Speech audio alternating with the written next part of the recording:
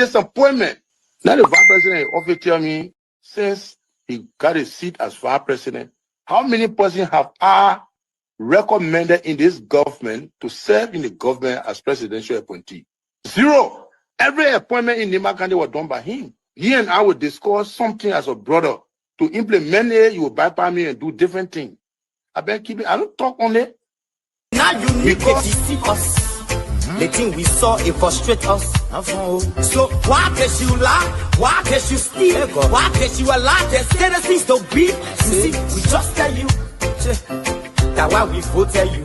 But you fool us, you screw us, you use us and later on abuse us. So why? The government makes you lie. Why? But that's the question that we ask. The good person in our whole United Party, that President Bwaka. You want to say that again? The only person that appreciate good among all the United Party for that President Bwaka. The rest are ungrateful. The right, they use you and dumb you. But President Bwaka, if all of them were thinking the President Bwaka and behaving the President Bwaka, United Party will have another chance in 2029. Just for now, they do not regard people that help them.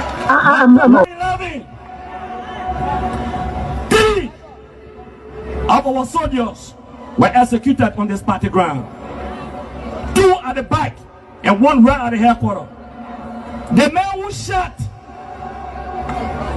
and killed our people today is a darling boy in the Liberian National Police. They brought him back to shoot more guns. Get ready to shoot. Because we challenge the status quo appropriately. Inform that the violence or still any student because of their action, it will be the day the entire Bwaka's administration will cut down. We will massively violate the students in this country and will shut down the Bwaka's administration. The day that happens, we have the capability to do so.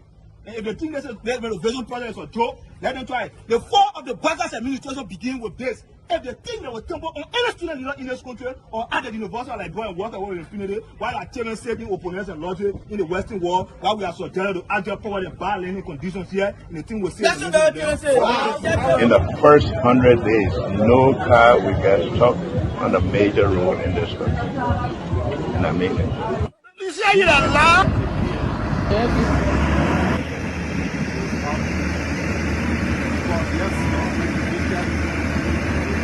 It's going down. First floor. There you have it. That led to decades of war still run deep. But so too does the longing for reconciliation. A reconciliation defined not by political bargaining or by an artificial balance of power by tribe, region, religion, or ethnicity, but by the equality of opportunity and a better future for all Liberians. Bwaka can lie, the government, all the ministers in the government, they can lie. They don't put all hustler, they put a hustler, they lie. Everything they say, they never say the truth. Today, the supporters of His Excellency Joseph Bwaka presents him as a poor man from Lofa, and I said that he will understand the plight of the poor people. Fellow Liberians, do not be fooled. Vice President Bwaka is not poor like you, not even as me. As Vice President, his office received more money from the government budget than any other Vice President has received in Liberia's history. He has enjoyed some of the best and most lucrative government jobs. First of all, there's this, what I call sort of vicious lie about the fact that Mr. Kobe is gay or bring gay lifestyle to Liberia. It's complete bullshit. When people can accuse you of stealing people's money, when they can accuse you of being involved in war, anything, people don't make up stuff. They don't make up shit. Excuse my language, right? So it's complete nonsense. I'm married, 8 Teresa, 2 children, 5 grandchildren. I believe in traditional family values, so it's complete bullshit, complete nonsense. Young man, vice president, young man that are vice president, the major stole 500,000. I mean, Jamaica, the major went to, I forget that Jamaica, the majors went to Ghana, the fit, and they may bring it all company in the country. I mean, Kun, they can't reach yourself.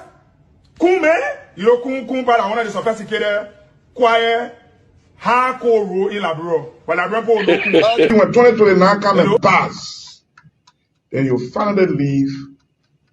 Mission is completed. Now, what the rules of engagement? When the war ended, the guy said, the captain, the commander said, mission complete. There wounded out first. All men on board. Everywhere there is no school, I will put school. And everywhere there is school and school in bad condition, I will renovate it. I told them, towns and villages, everywhere you will have lights in a town for children to play and people to see. I told them, every town will have safe drinking water. If Charles Taylor is the problem, he will be out of here in the twinkle of an eye. And I say, let well-meaning Liberians come home. If we respect this constitution, a government formed in Accra is a violation of Article 1 of the Constitution. Let them come home. Let that government be formed in Monrovia. The government that capital road, small, B road, all kinds of places. I think the reason Joseph Boakai will not do much because the old man, the papa is suffering. The papa loves the country, but he can't make it. The criminal there around him, they sophisticated than him. They are sophisticated criminals, so they can't make it.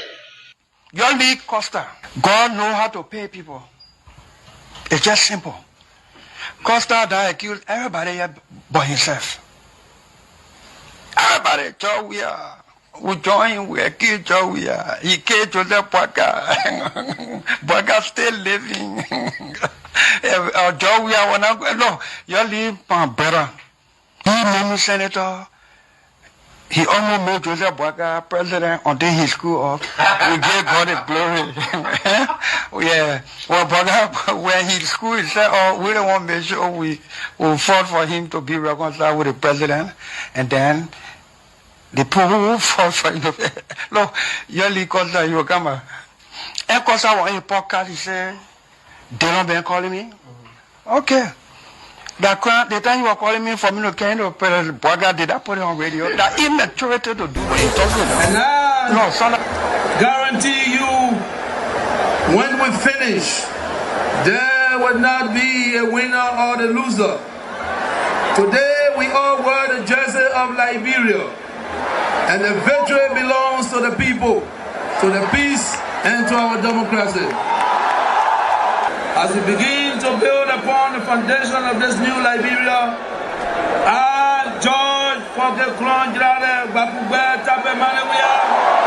the new president, will first give thanks and praises to the Almighty God for the blessing He has bestowed upon our country. And I say, my people, thank you, We elected 85 irresponsible men about what happened to our country. We elected 85 irresponsible men to govern this country, not to be very irresponsible.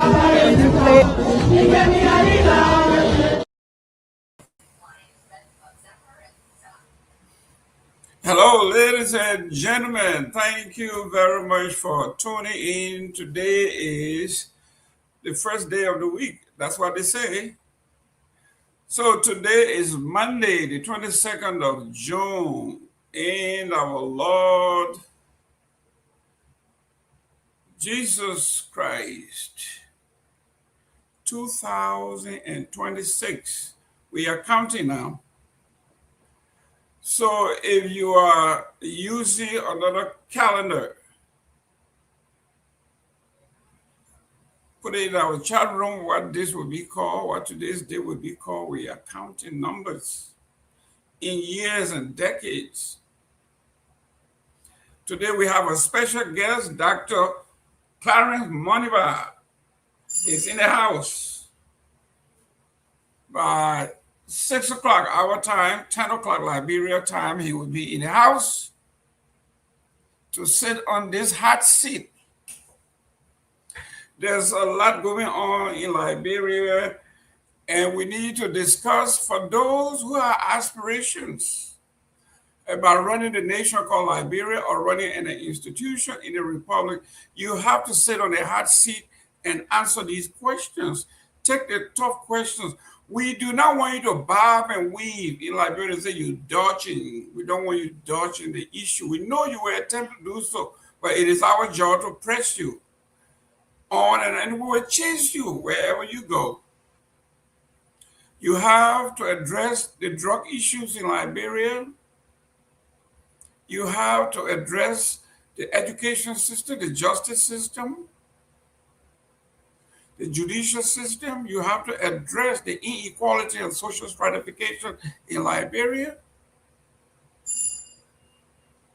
You have to address poverty, abject poverty. So whoever it is that is running for office in Liberia, these are questions that you have to face head on. I understand you're going to come out here, any of you come out here with the politics in mind, and you're going to be dodging the actual issue.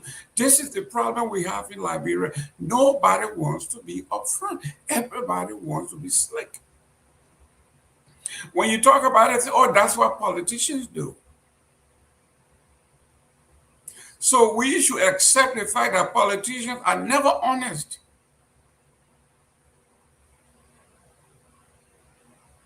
Some will say you have to lie your way, you have to bob and weave, you have to dodge questions because you are not in power. Some say you have to win before you govern. So since you have not won, you cannot be upfront with the people. Meet the people where they are. Some will say, our nation is corrupt. The people are uneducated. They are unsophisticated. So the only thing they understand is for you to lie to them. That is the premise of their logic. But on this platform, whether you show up or you don't show up, and if you choose, politicians choose not to come here because they believe that we are hostile by asking the tough questions, so be it. Go somewhere where you were paid to play. That's what we are hearing.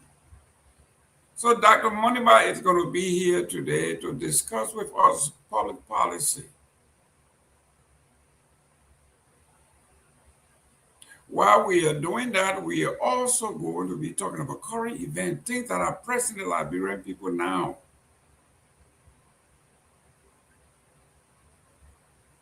Yesterday, I came up with a special nomenclature. Liberia is on drugs. The judicial system is on drugs. The media is on drugs. Everybody is on this drug issue. So we are on drugs. That means we'll be talking about this. We'll be on top of this until we find out who owns the drug, how the drug got into Liberia. I do not want to talk to a taxi driver whose job is only to deliver a package.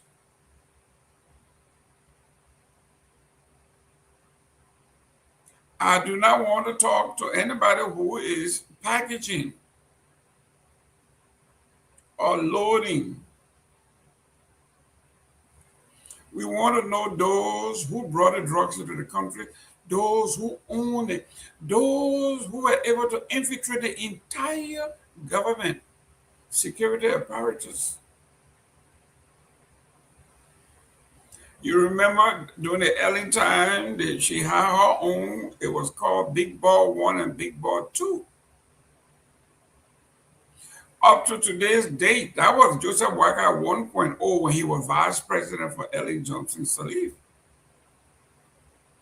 They came up with Big Ball 1 and Big Ball 2. Up to today's day, nobody knows who Big Ball 1 and Big Ball 2 were. Joseph Boakai 2.0. This time he's at the helm. We have massive drugs, 6 persons in custody, we understand, but their names have been hidden. So how can you run for president of the Republic of Liberia and can't discuss these issues head on, talk to the Liberian people?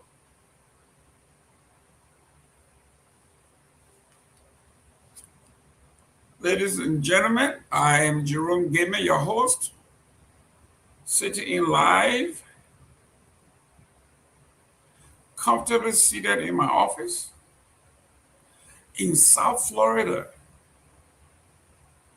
The weather is 93 degrees and sunny, very breezy, nice and cool. Humidity is very low.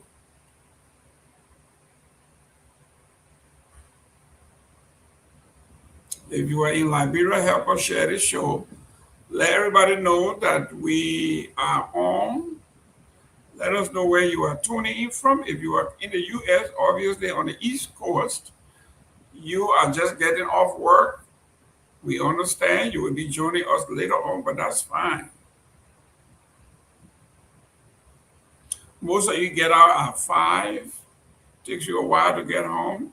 You are listening by way of your radio and your gadgets. So do us a favor and share this show in your chat room, on your Facebook page. While I'm doing that, let me share mine, because I know someone is going to call me and say, even you have not shared the show on your page, because there's a guy that usually go on my page first to make sure that I am sharing the closing argument. When I get going and talking, usually I do not deviate and share the show. So I've just done it on my page. So guys, share the show. Tell someone else we are here. Let us know where you are tuning in from. Let me send a shout out to the folks wherever you are, whether you are in my hometown of Grand Bassa, or you are in my home state of Florida, or you are on the West Coast, California, whether you are in Seattle, wherever you are, share this show. Let us know where you are tuning in from. There's a lot to be discussed. Our guest, Dr. Moneybody, is going to be here at 6 o'clock. That is within the next 40 minutes. Dr. Clarence Moneybody, former candidate for President Lano. He is going to be here to discuss a lot of the issues affecting our nation, our people, our culture.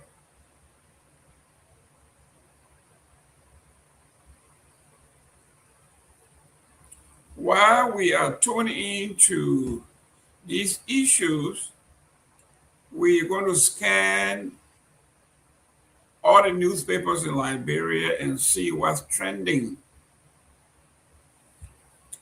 But before we do that, let's talk about international issues. You laborers out there, you are in trouble. You are a Democrat and you are a laborer, you are in trouble.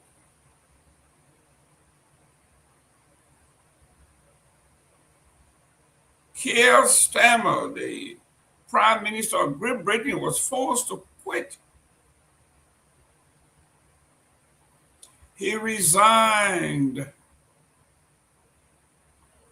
for failing to address the social issues in London, in the UK.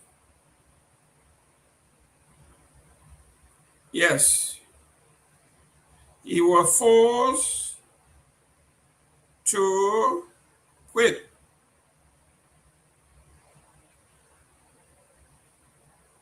Yeah. Vote of no confidence. His entire cabinet, everybody was quitting him.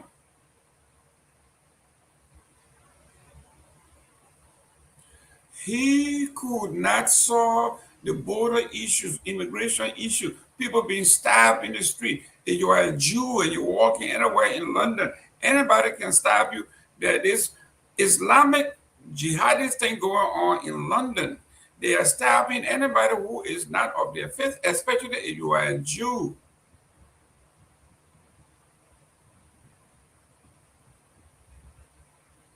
They are native Englander, I call them, English men and women, who are afraid to walk down many streets in their own birthplace.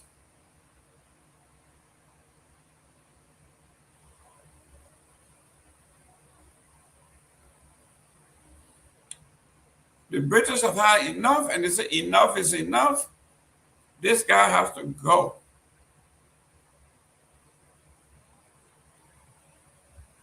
The Prime Minister, Keir Starmer, announced his resignation, June 22, 2026, following mounting political pressure and heavy local election losses. He will remain in office as a caretaker until a successor is chosen. The guy is bad news.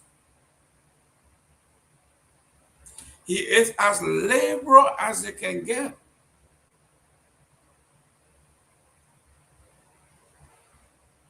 He sees immigration as a pillar of civilization, unorganized, unregulated immigration. So other nations open their borders, open their jail, get rid of their vermins.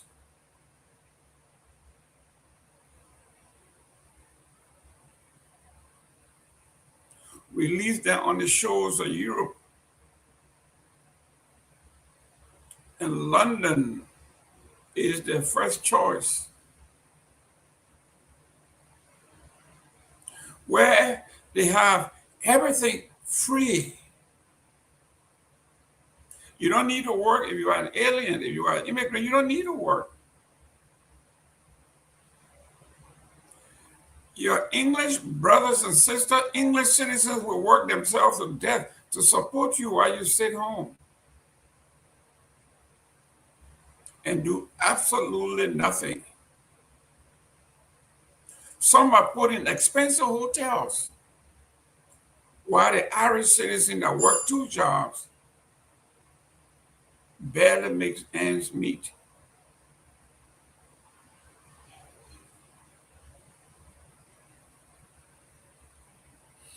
The world has gotten the notice. They got a memo. Enough is enough. That's why I was asked to join the campaign of the presidential candidate of Mozambique, Venancio Mondlane. And the Pan-African organization that we are running is called Anamalala. Anamalala in Mozambique, in Swahili, means enough is enough.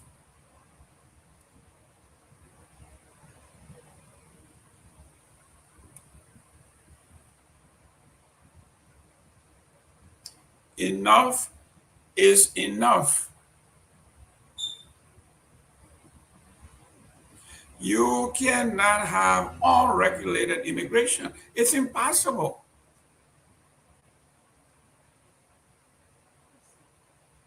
For over 1 million people to come on your soil, and in Great Britain, they don't have to work.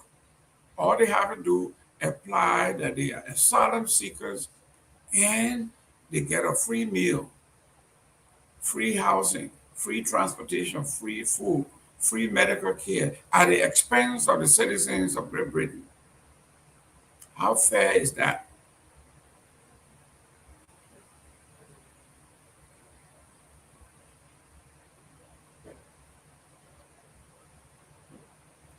Let's come back to the United States. Let's talk about entertainment.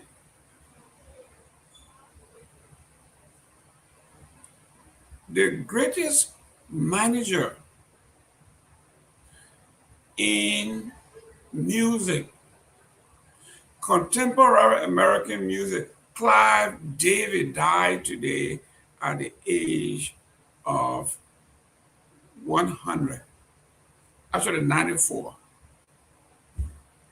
Clive Davis died today at the age of, he was born April 4th, 1932 in Brooklyn, New York.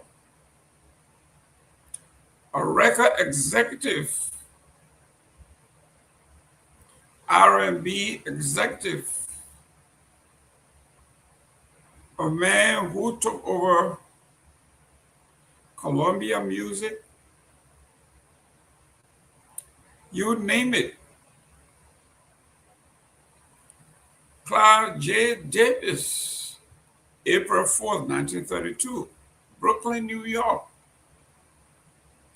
Died June 22nd today at the age of 94 in Manhattan, New York City. Education, New York University, Harvard Law. Record producer, record executive. He was a giant in the music industry. We will talk about him. Clive Davis was the president of Columbia Records. He was the founder and president of Arista Records, 1974 to 2000. Some of the music mega stars that he produced: Whitney Houston, Barry Manilow, Pink Floyd, Sly and the Family, Janis Joplin, Billy Joel, Ariel Smith, and the Speedwagon. You name it, anybody, Luther Vandross. He produced all of these folks, Earth, Wind, and Fire.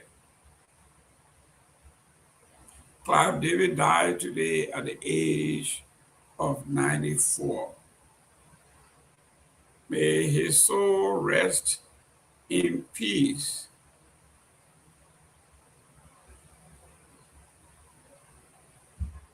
Another giant that passed today, Alan Greenspan. Alan Greenspan was an economist, former chair of the American Reserve of the United States. Alan Greenspan was an American economist who served as the 13th chair of the Federal Reserve from 1987 to 2006. He worked as a private advisor and provided consulting for the firm through his company. He was born March 6, 1926, Washington Heights, New York. Well, the New Yorkers are something else. He died today at the age of 100 in Washington, D.C.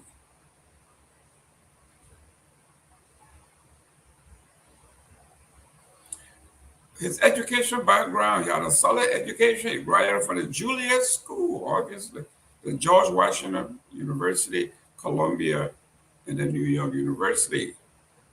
Chair of the Reserve. Alan Greenspan was a giant. Now let's go to the World Cup. You know, every worker has twists and turns. They have heroes, they have villains, and then they have wannabes. And then finally, they have Cinderellas.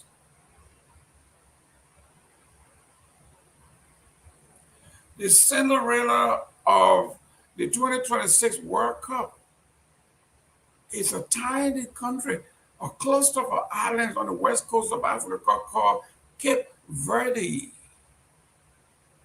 or Cabo Verdes. They drew with the European champion Spain, and everybody thought it was a fluke. Until you saw them in action yesterday when they played Uruguay. Uruguay is two-time World Cup winners from South America. And Cape Verde did what nobody else could do to them. First, they scored, and then Uruguay came and scored 2 quick goals. And then Cape Verde struck. A spectacular goal, one that will go down in the history of this World Cup as one of the best goals ever. This young man was a substitute that was put in. He came in and made a difference. One of the best goalkeepers in Europe made a terrible mistake and he made him pay. That's what you do. Every time your opposition make a mistake, you made them pay. Cape Verde, they are not just the Cinderella, because Cinderella is the flash in the pan once, one and done. These guys are not once and they are not done. They can play. Let me welcome Dr. Peabody. Dr. Peabody, welcome to the show. Happy Monday, Mr. Gayman. Happy Monday. Welcome. Good to see you. Good to see you again. Hope you had a great Father's Day celebration. And yes. Good to see you, sir. It's a whole lot to unfold today. There is just a lot going on with this. We got some new breaking news on this drug thing in Liberia. The Liberian government, with the Liberian government trying to protect themselves. Hey, that's what it is, you know. You gotta protect your own. The government protecting themselves at the expense of the citizen. Listen, look, we have here, even the Europeans have gotten into this thing. On the front pages of the papers, international and front page after the EU have put pressure on Sierra Leone for drug trafficking. And they are threatening to sanction the whole European Union to sanction Sierra Leone for drug trafficking. And the fine line that says notice Liberia have been put on notice or notice to Liberia. Sierra Leone is a narco state. A few months ago, we reported here that there was a young Fula boy coming from Sierra Leone to Liberia and was caught with drugs and $1 million US cash. $1 million US cash. That's what the police or the LDEA reported. If the LDEA report $1 million cash, I'm not saying anything. I'm just saying if they report, that usually say one for you, 2 for me. So if they reported 1 million, they kept 2 million. I mean, just a joke, but that's the joke. But yes, that Sierra Leone have been put on notice that they will be sanctioned for drug trafficking. The thing that Mr. Gayman, it is bad, but the fact that the government continue to sheet information, they continue to put lies, information that are totally inconsistent with their report, and we did talk to somebody today. Sylvester was aware that somebody that worked at the airport, who's deeply he worked at the airport. He knows about all these things that happen at the airport, and somebody in top position was telling him. He said, "Look, the shipping company now become the pawn for the government. Yeah, you know they are using the shipping company now as a pawn." And implicating people because a shipping company they don't scan, they don't have security scanners and things like that. It's the government that have security scanners. They scan all these things, and I mean there's some stories of Sylvester. They were talking about who actually exposed the drug. Yeah, who actually called the drug? They said that did the government really? Did the security really catch the drop? Did they really find the drop?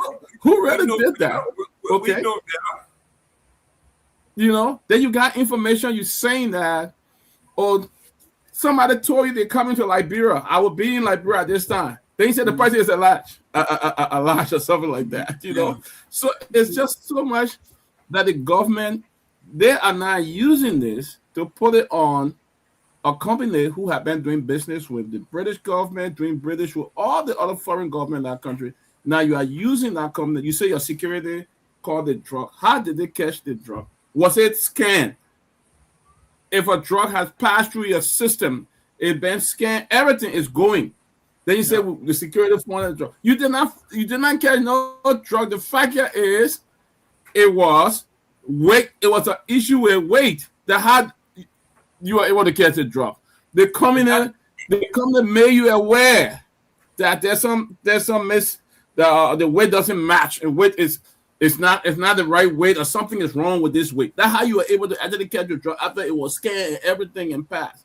And now you're putting it on somebody, and so this thing is too much to it, Mr. Gilbert. It's too much to it. Look, we don't want, like I was saying today, we don't want to talk to the taxi driver. The taxi driver job is to pick up packages, pick up people, and drop them all wherever they're going. It's not his job to scan what the person carrying. His job is take my suitcase to the airport. Fine. Who am I giving it to? Carry them. Ask for one, Dr. Peabody. Okay, Dr. Peabody, this is it. Drop it off and you leave. Has nothing to do with it. The guy who weigh it, his job is not to go and do it. His job is to weigh it and say, this is 20 pounds, 500 pounds. His job is done. But then the person who scanned says, you know what? On this thing, your thing should be 50 pounds, but it's not 500 pounds. That's the discrepancy is so huge. Maybe we need to redo it. The young man, Mr. Rivers says, who turned down $20,000 US to let his thing go, should be the hero in this. This is not a government thing. This young man, Jonathan Rivers says, $20,000 he turned down to put it through. Oh, just let it go. Because somebody sent it. Who sent this drug to the airport? How it got into the country? Right. Who owns this package? How did this thing wind up in the warehouse? Who knew which warehouse the drug should be stored in? Right. Why? Go ahead. It's a lot. It's a lot. Now, you're trying to implicate these poor people who've been doing the business for all these years, because somebody want to either say, you know what, want to come in and take over this place, will use them as a scapegoat. Because from what I gather, and from the person I walked in the airport, given Sylvester and myself had a conversation with this guy at the airport. If this guy tell you, he said that thing didn't come. Look, he said it didn't come from the shipping company. He said the shipping company not the one that scanned things, the government the one that put the thing on the X-ray and see everything that going out and everything that coming through.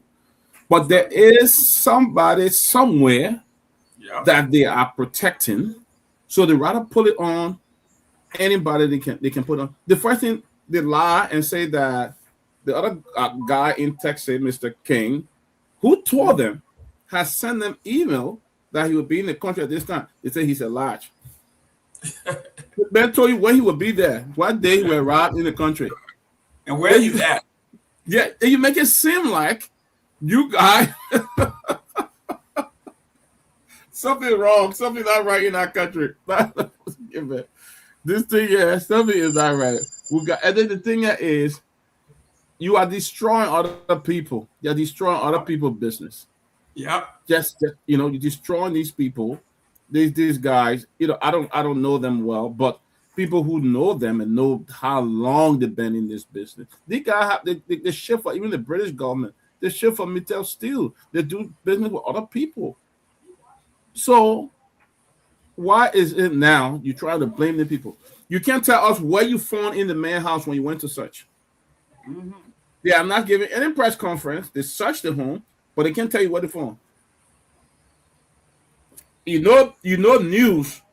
Everybody want to get news. Of course. EPA goes somewhere and find something. The first thing will have a big press conference that will confiscate it, so and so. But they are not told what they found in that home. That's a problem. That's a problem right there. That is the problem, and the government need to come clean. The justice minister, they all need to come clean and say who really found this drug? Who really found it? And where it came from? Who owns it? Because the drug didn't just walk there. Right. Even if the taxi driver brought the drug, it came from somewhere. Someone owned it. That means the drug, before it got to the airport, there's another storage somewhere. Either they kept it at somebody's house, right, and they transfer it to the seaport, to the airport, where they have another warehouse where they keep it briefly. When it's time to go, they just go. So for this to happen, this is top level LGEA, police, intelligence, you name it. Everybody is involved because this is too heavy for one person. Yep.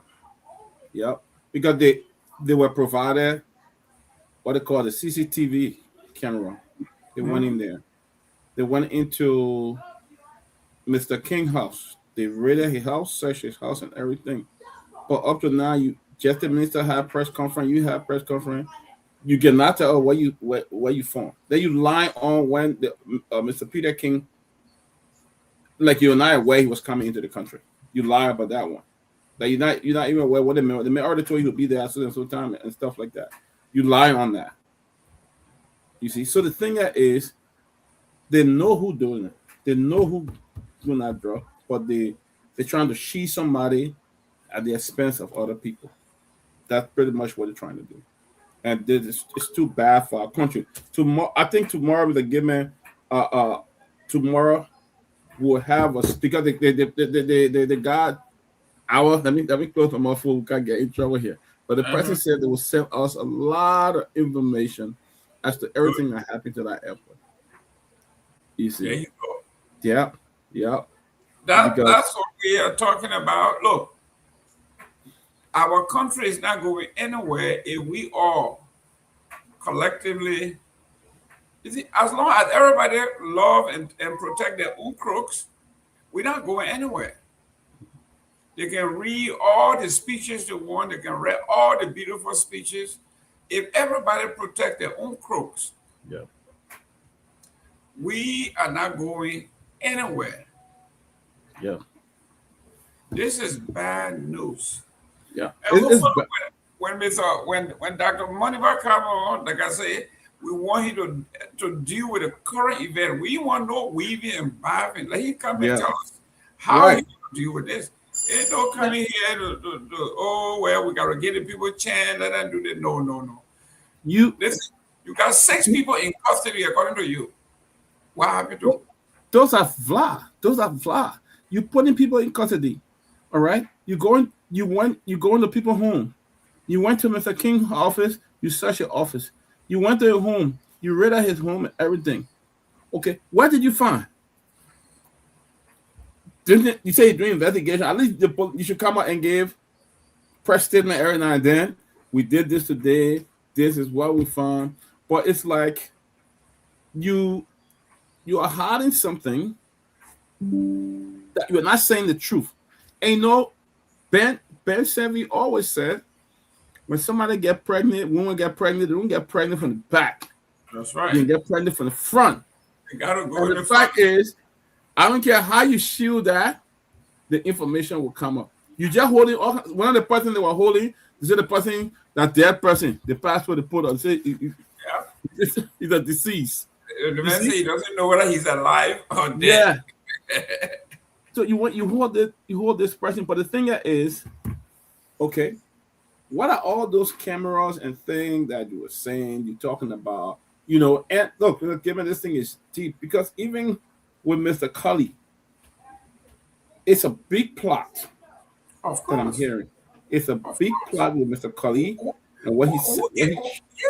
Who giving him all the classified documents? They're giving it, and they are trying to take away whoever this shipping company. That's what they're probably they're trying to take these guys out of business.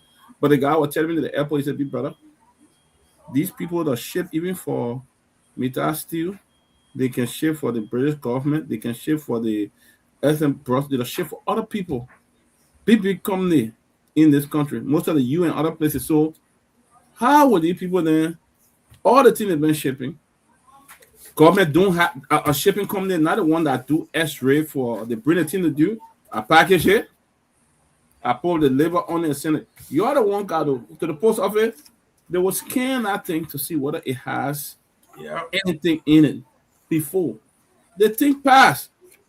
It was going. It was totally going. It's just because the weight that was mismatched on the weight. That was brought to light today.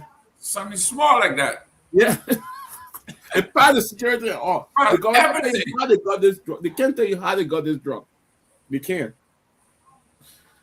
So it's a whole lot. It's a whole lot. It's a whole lot. The government need to come clean to the Liberian people. For I hear there is some top official that they're protecting. Few top officials that they're protecting. So they're just coming up. And when you don't get your information right, that's the same thing that they can't even come up with a case today on that Capitol building fire because they rushed to judgment. They can't come up with anything on it. They want the kids to just stalling because they rather don't have the evidence, they rather don't have the fact. But okay.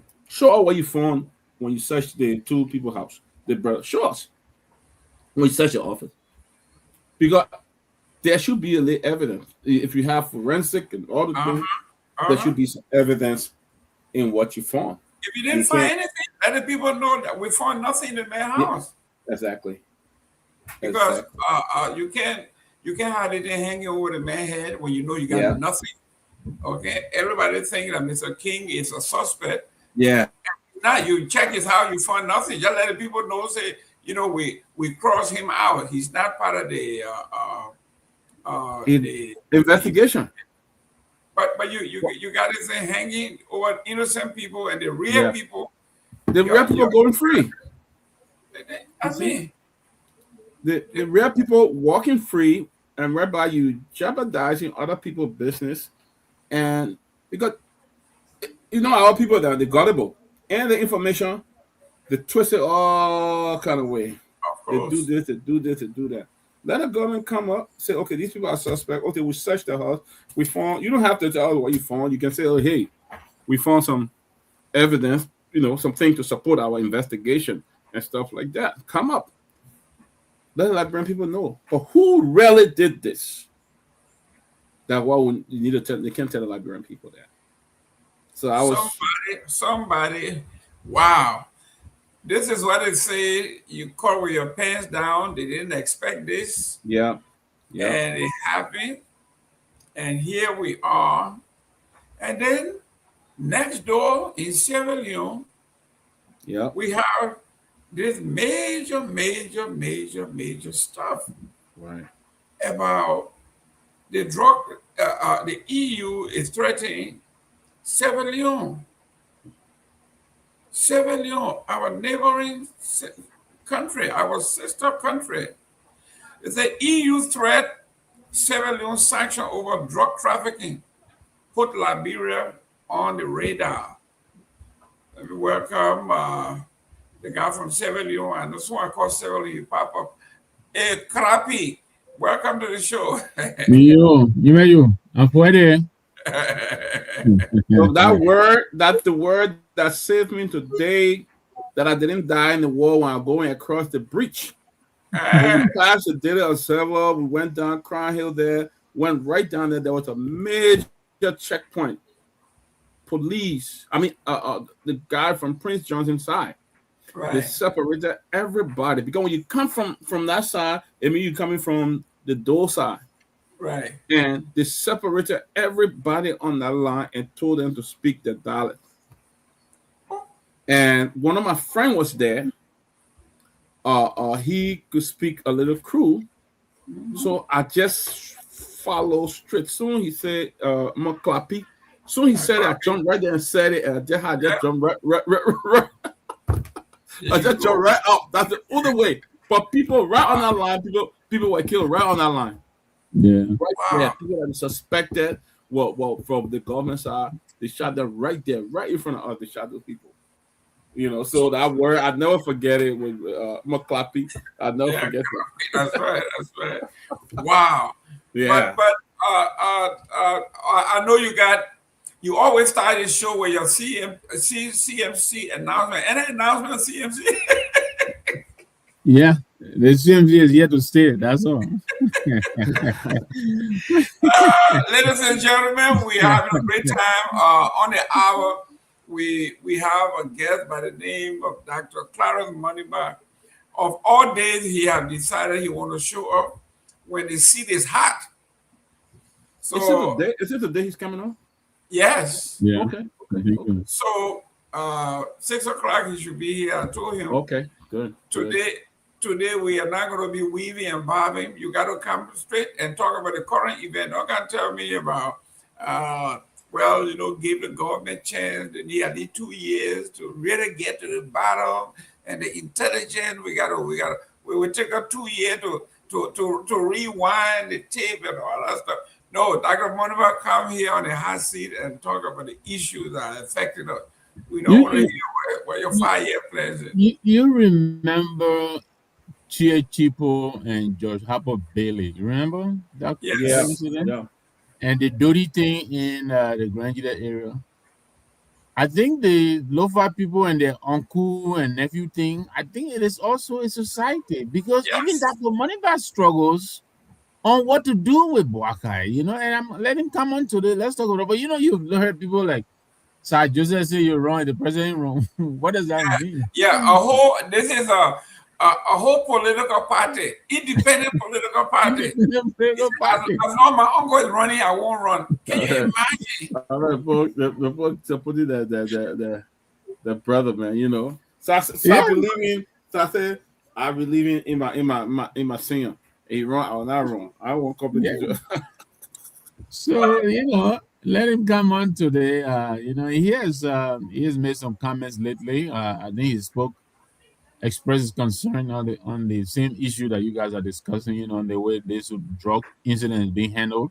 I was listening to you guys. A lot of stuff you're saying there, Dr. Peabody. And I was just the origin of this thing. Maybe Mr. King's arrest will throw some light on that. I don't know, but yeah, so far it looks like so foot soldiers we're talking about here. We haven't really heard the real perpetrators. And like Dr. Peabody is saying, I think it's apparent to all of us now. There's some kind of protection. There's some kind of shielding. That is going on. And the unfortunate thing for them is, Jerome, you mentioned Sierra Leone being put on notice. I think we're under the spotlight right now. Liberia is under the spotlight. I think this is what is bothering them, because otherwise they would have swept this thing under the rug and would have moved on a long time ago, because the same guys you're talking about who are reporting, they're reporting a 100 kilogram that I think was not in this picture. But now has become a so this thing, and you know, and the same people that reported this said this have been like the 50th consignment that they've been doing this thing and doing this thing quietly. You know, so it's really very concerning. We're not going to put it down until you know they come clean and tell us what is going on. Well, it says here, Washington, D.C., Liberia and Sierra Leone share strategic border point, key for trade, travel, essential cross-border cooperation that provides significant economic, environmental, and security benefit driven by regional integration and infrastructure development. Of late, however, the two neighbors have been engulfed in a narcotic dilemma. Many fear that if left unchecked, could rock the foundation of ordinary life for residents of both countries. Over the past few months, both countries have been at the center of major drug trafficking operations that have drawn international attention. A tale of two vulnerable countries. In October 2022, a record-breaking $100 million drug bust rattled Liberia. Authority action in intelligence from U.S. security agencies intercepted a massive shipment of 520 kilograms of pure cocaine concealed in a suburb of capital of Liberia, Monrovia. The high-profile operation made significant global headline for its scale, equaling nearly 1/5 of Liberia's national budget at the time. Despite the massive initial seizure, the case eventually collapsed. In May 2023, the unanimous jury verdict in Liberia Criminal Court C acquitted the four defendants, the defendants of all charges, ordering the return of $200,000 in confiscated cash.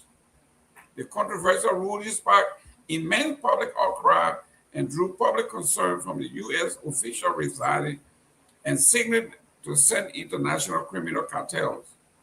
Hours after being acquitted and released, the defendant fled the country. You remember I told you, I said they were waving when they came from court and people were talking. They fled the country, deepening the political and legal fallout. 4 years later, on June 8, 2026, Joint Security Forces intercepted a record $19.2 million cocaine shipment at a Rabat International Airport. The massive drug bust was made during an intelligence-led operation uncovering approximately 237.6 kilograms of cocaine concealed in cargo boxes. The shipment was allegedly being prepared for export to Europe via Brussels. Now, talk to me about this Ali man that's supposed to be the brother, allegedly the brother of Mo Ali, who was at the receiving end, supposedly at the receiving end of this drug in London. Dr. Peabody, we're not hearing anything about these names. And the name on the label from Toh, recipient Ali in London. We're not hearing anything about the Ali guy. We are not hearing anything about his relationship, his connection to Liberia, Liberian official, nothing. Right. Dr. Peabody, nothing. Look, the thing is, as I was saying, you know, now I'm getting a real good understanding of what the government is what they're trying to do. Okay, they are accusing Malcolm and Peter, say that they are people. They have not even declared an interest, but they went to these people's home. They searched these people's home. They have not reported anything they found in the office. They have not reported anything they found in the home. They cannot tell us how they really was able to detect that drug. Because from what I know, the drugs had already passed. Yeah. They had already passed the security, everything. It was going. It was just the mismatch in terms of the weight that really flagged it. And there was an email sent. What I heard, there was an email sent by the same company, the Brussels Airlines, telling them that the weight, there's a discrepancy in the weight. They send that to Brussels Airlines and stuff like that. They know where the thing came from. The government know. They know who the person that did it. They are shielding these people and they are coming all this story, and then after a couple of months, everything is going to die, and it's going to be over.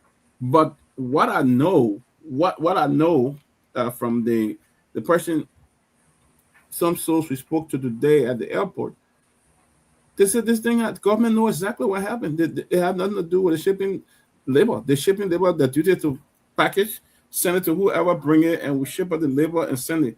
The government wants you to bring their own camera and look in this thing and say, you know what? What's this? Let's check it. It passed. It was going. The only thing that kept it didn't go, it was the weight. Because it didn't wait, there was a discrepancy in the weight and stuff like that. So the first person, they lie again that the king, the Peter King man they were looking for, he was out. Not only the man emailed and told that he would be coming to Liberia, and the very day we arrived in Liberia. You see, the very day he said he arrived, he went to Liberia.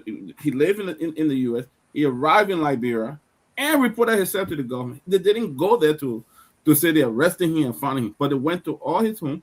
They went to the offices and checked. They are up to today. They have not disclosed where they found. They probably didn't find nothing, and they have not disclosed anything on the searches. Disclose what you found, But now it's deep. They are cheating the real people, and trying to blame their shipping company. This shipping company ship for even UN, the British government, the ship for Mita Stew, the ship for the well-known, and these are Liberians that are doing that. Now the government is trying to get them as the one doing the drug, then trying to leave the actual person that been doing that drug. They're probably not the first time that person tried to, in the government has shipped drug. They've probably been doing it over and over. That's all. Yeah. But I think the guest in the back, whenever you guys are ready, I can bring him on. Doctor. Yeah, 1 minute. Let me read this package. Victor, this is what it says. Following the latest drug bust in Sierra Leone, the European Union embarked on a new campaign for European Union sanction against President Julius Maada Bio's government in Freetown. Western diplomats say the threat of sanction against Bio's government is likely to pose danger for the Garguah administration in Liberia if it fails to handle recent narcotic relations with transparency and accountability. In recent years, the EU has prioritized the transformation of key value chain in agriculture, fishery, and forestry to boost productivity, create jobs, and strengthen economic resilience, while conserving Liberia's vast natural resources, a collaboration which aligns with Liberia's arrest agenda for inclusive development, the EU Green Deal, and its global gateway strategy. The EU has allocated $289 million in grant funding for our partnership with Liberia over the years. The country has also benefited from the EU multi-country and global support initiative. So this, Victor, this is serious. These folks are doing all they can to make sure that we live right, and to find out that they're trying to put $289 million for us to stabilize our economy through agriculture, job creation, everything, to stop drugs. And here you have this kind of massive drug coming through, and people are taking other people's personal interest over the interest of the nation. Yeah, I mean, from the reporting, I think Liberia is under the spotlight, but I think Sierra Leone is the beachhead. And that's why I think they're zeroing in on Sierra Leone. You remember the reporting, the clip we played in the chat room there of this Joe Seleke fellow who I understand, is there's a manhunt on for him, who is a known kingpin, and is reportedly married to Maada Bio's daughter. In spite of all the reporting. So you can understand why they are focusing on Sierra Leone, because that's where the action really is. Notwithstanding the magnitude of what is happening in Liberia, I think Sierra Leone is the bigger face, so they want to first take that head down, and then they can refocus on the little ones such as Liberia. But you remember Cephas, Serena Cephas, your buddy, he got sanctioned for this same thing, double dealing, strong arming. Accused. He was reportedly, squeezing, defendants and exacting money out of them and compromising. You understand me? The cases in some instances setting some of these people free. You were talking about some of the people who got free and were waving. I think it was during Sifo's time, if I'm not mistaken. He was still there until the international body, specifically the U.S. I understand they called in President Weah and say, you can't allow this to continue. And that's how Sifo got suspended. Eventually, I think he quit. And this is not something that I think can be easily swept under the rug. But let's recognize. Jerome, back to you to welcome Dr. Moniba back on set. Yes. Dr. Clarence K. Moniba Lenu. Welcome. You want to add President Bouakar's nephew, or you want to leave that one out? No, later on. Let's see. You start slow. You start slow. Then you hit him hard, and nephew now. Welcome back. No, thank you so much. Can everybody hear me? Yes. Y'all can hear me good?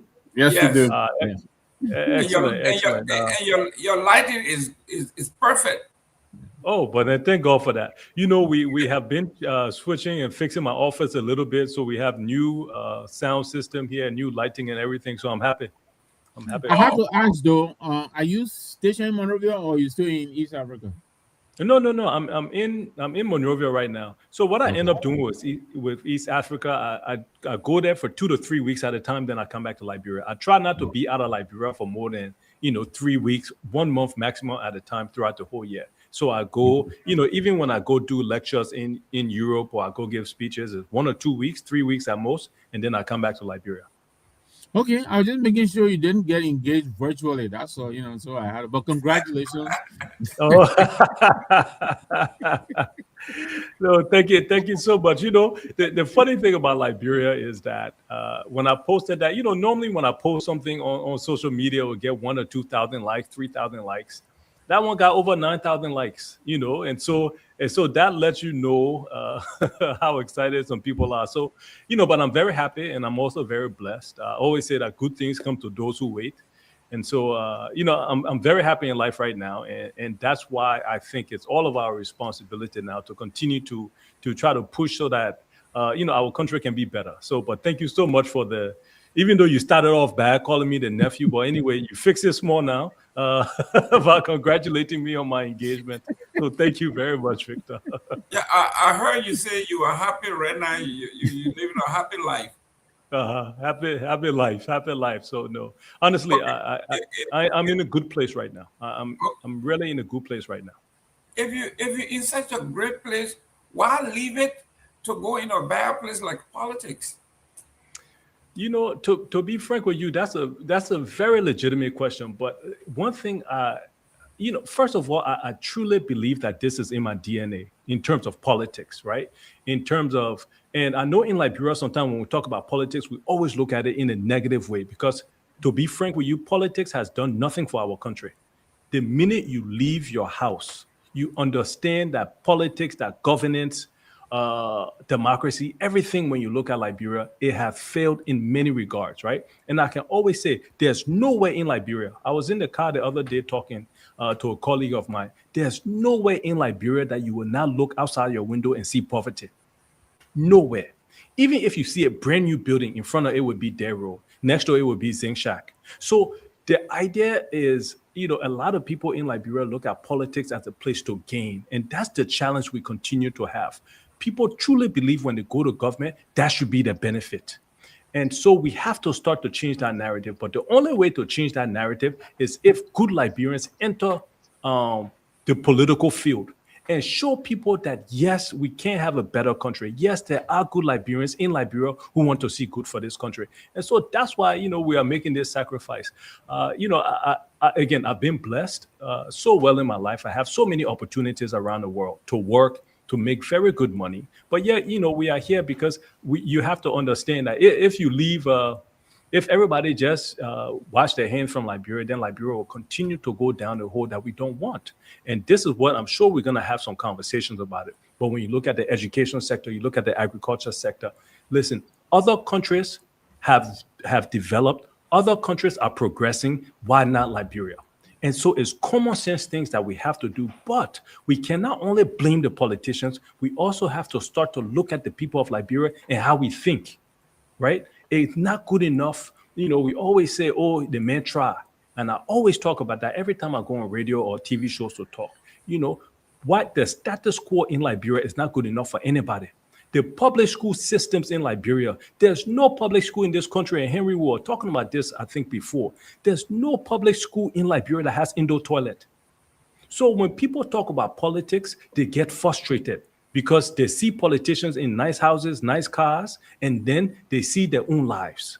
And so this is why, but again, I'm in politics, I'm engaged in this because it's in my DNA. I know what my father sacrificed for this country. I know what he wanted for this country. And that same approach, that same love for the country is in me. And so that's why we are doing this, for the greater good. Great. Let me welcome Johnny. Johnny, welcome to the show.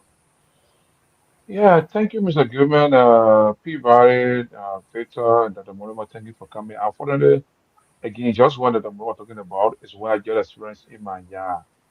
A young man, ripped a lady of her handbag around 7:30 around the Dopoh market area, ran the chase after him. He ran in my neighborhood to my yard, in fact, tried to hide behind my house. And the angry crowd just appeared, almost like 50 or 100 persons. My whole place they were out of control. They just threw right and destroyed a lot of things in my place there, in my house there, and my place there. I'm feeling so bad. I think the young man almost killed him here. I think police just came like maybe 30 minutes or some minutes ago, took his body away or so. I guess he may not survive the way I see the body. And so they there's killed a him. serious pool of blood. Clearly, from what I just got here, he died because I see the two areas where there's serious pool of blood on the road. You know, look, the thing it's just like I'm just wondering why should such thing be happening around here. My son tried to stop there, and the guy couldn't listen because I was driving coming home, and my wife called me and said, "Oh, there's something happening. You gotta come." Try to remember how to get here. I made the whole place crowded. I just can't get it. And my son told me the guy was practically killed before the police took him from here. And, they try to identify him to know where he come from. Somebody said he's from the Bananville region. Somebody said he's from somewhere. If I the later that he even ripped, like you didn't know that he tried if I not tried to, he just like changed her bag out of her and begin to run. The lady fell, she got injured all her arm. I want to say she was also here to get her bag. I saw her bag lying here. So she got to her team for in the bag and went. This is what we experience in Monrovia almost every other day in the neighborhood. And I feel so sad that this is a child that the mother took care of from childhood and raised him to the end to die because of one maybe $10 bag or $15 bag. From what I got, the crowd out here were almost like 100 plus persons. Motorcycle men rolling over him and all kinds of things. Wow. And the police came in. For what my son told me, he said he don't think that guy will survive. He might die. I got taken from here already there when he left from here. Because for the kind of blood I see on the road, the pool of blood I see on the road here, man, it's so disgusting, man. I can't get over it seriously. So I'm sorry I got on the show late, but that was why. When I got here trying to see what happened, to see the extent of damage they did in the yard, two rocks, two stones, broke window glasses, because they were here to destroy the criminal who took somebody back.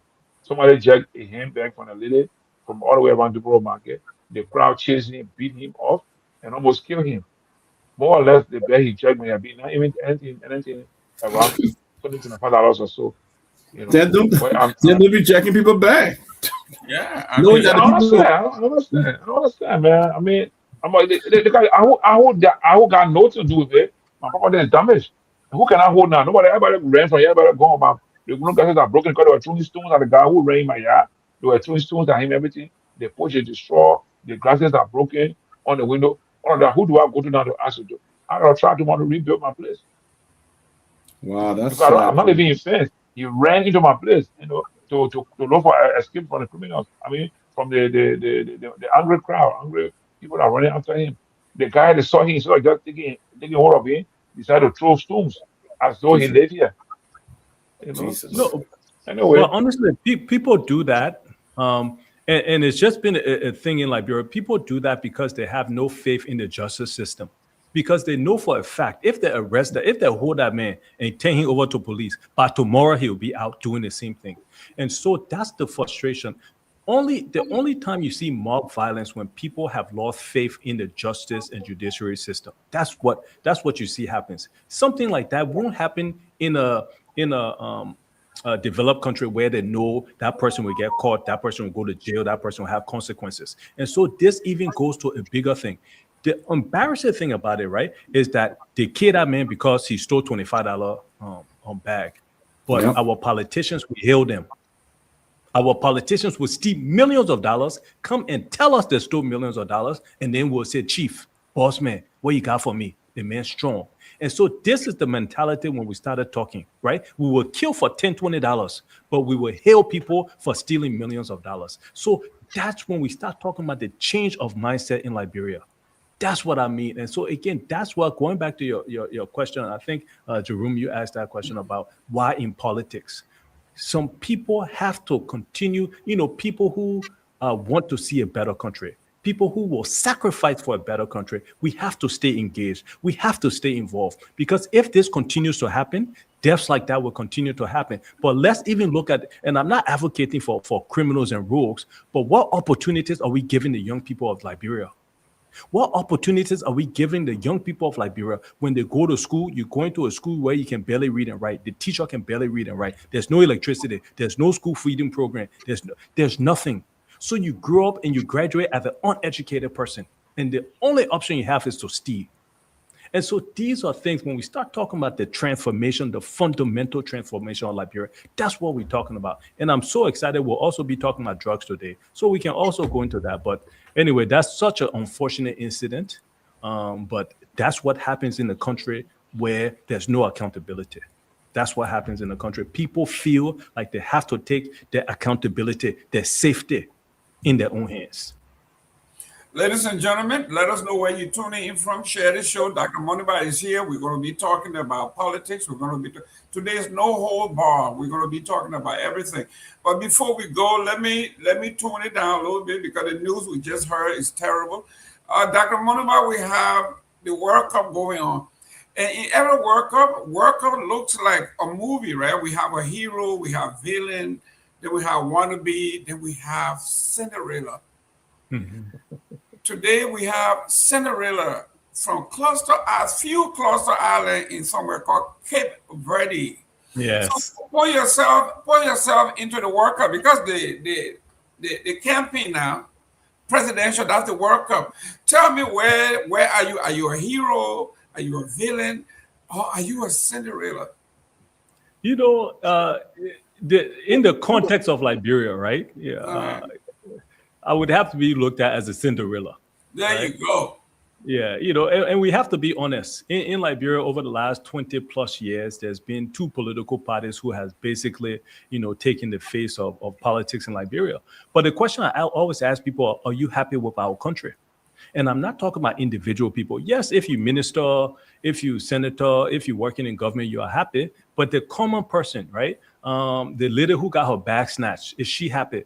I went to Sinko today, so many young men just on the street, are they happy with the country? So these are the questions we have to be asking. But when we're talking about World Cup, I just want to quickly highlight one of Canada's best player, Liberian, right? Let's call it what it is. Yeah, the captain, the best, yes. Yeah. David, he's the best. Yeah, David, he's Liberian. He got Liberian blood in him. 2 of the 24 players on the U.S. Cup got Liberian blood. On the U.S. squad, has Liberian blood in them. Yeah. So that's why we should be looking at ourselves like, dog it. How come we can't even ever get into the World Cup? Because we have the talent. It's just again, but there's nothing. I've been watching, a lot of the games. Cape Verde. Well, why is Cape Verde on the international scene right now, and Liberia cannot be on the international scene? And so these are questions that we have to start to ask ourselves again when we start talking about sports and development. Right? There's no true academy in this country where we can take the youngest and the brightest people. But anyway, before we get too serious, yes, I'm watching the World Cup. I'm going for Ghana. I'm going for Senegal, I'm going for Cote d'Ivoire, and I'm going for Cape Verde. Those are my teams. Those are the teams I'm supporting right now. Huh? Absolutely. Anything south of the equator, that's me. Everything south of the equator. Let me say this. South Africa. South Africa is it? Oh, who said South Africa? South Africa fell off the continent. That's the only team south of the equator I am not supporting. Let me be very clear, right? You cannot treat they fell into the Indian Ocean, so we're not even looking at them. Yeah, let them, you cannot treat, you cannot treat your fellow Africans. And South Africa needs to remember how they got to where they are now, right? I know everybody knows that some of those, of those leaders had Liberian passports. I'm sure Ghana helped them so much, Nigeria helped them so much. And then to turn around now, forgetting, how you got there. I actually had a speech to give in South Africa in July. I canceled it. I was going to go talk about leadership and ethical leadership in Joburg, in Johannesburg, but I canceled it. I canceled it a couple of weeks ago. So anyway, but yes, World Cup, let's go West Africa. I pray to God that we can break through. Let an African team win this World Cup for once. Well, we have Cape Verde, a population of 500,000 people. The only country that I know of, they got more people out of the country. They got 1.2 million people in the diaspora, and in Cape Verde, they got 500,000. That's amazing. and of the 500,000, they were able to find 15 that can actually play ball and win. If you saw the second goal that was scored yesterday by Cape Verde, it was a masterpiece. A masterpiece. Uruguay is a country that have won the World Cup twice, and it's a powerhouse in South America. And they thought Cape Verde was a fluke, because they drew with Spain. That's a fluke, one time they won and done. But they were shocked what they saw yesterday. And listen. Look, what Cape Verde have done, it has opened their market for tourism. Absolutely. For investment. Everybody is talking about Cape Verde. Everybody talking about where this place is. They have to go. That's what we are talking about. You want to be sports ambassador? That is it. But anyway, this is where we are. Let me before we go to that.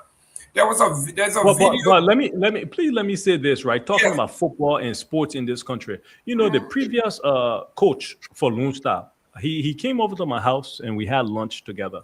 And he was so frustrated. He was frustrated because he was telling me that he had to cancel practices for Lone Star because there wasn't enough support to transport the players and give them water. Verbatim.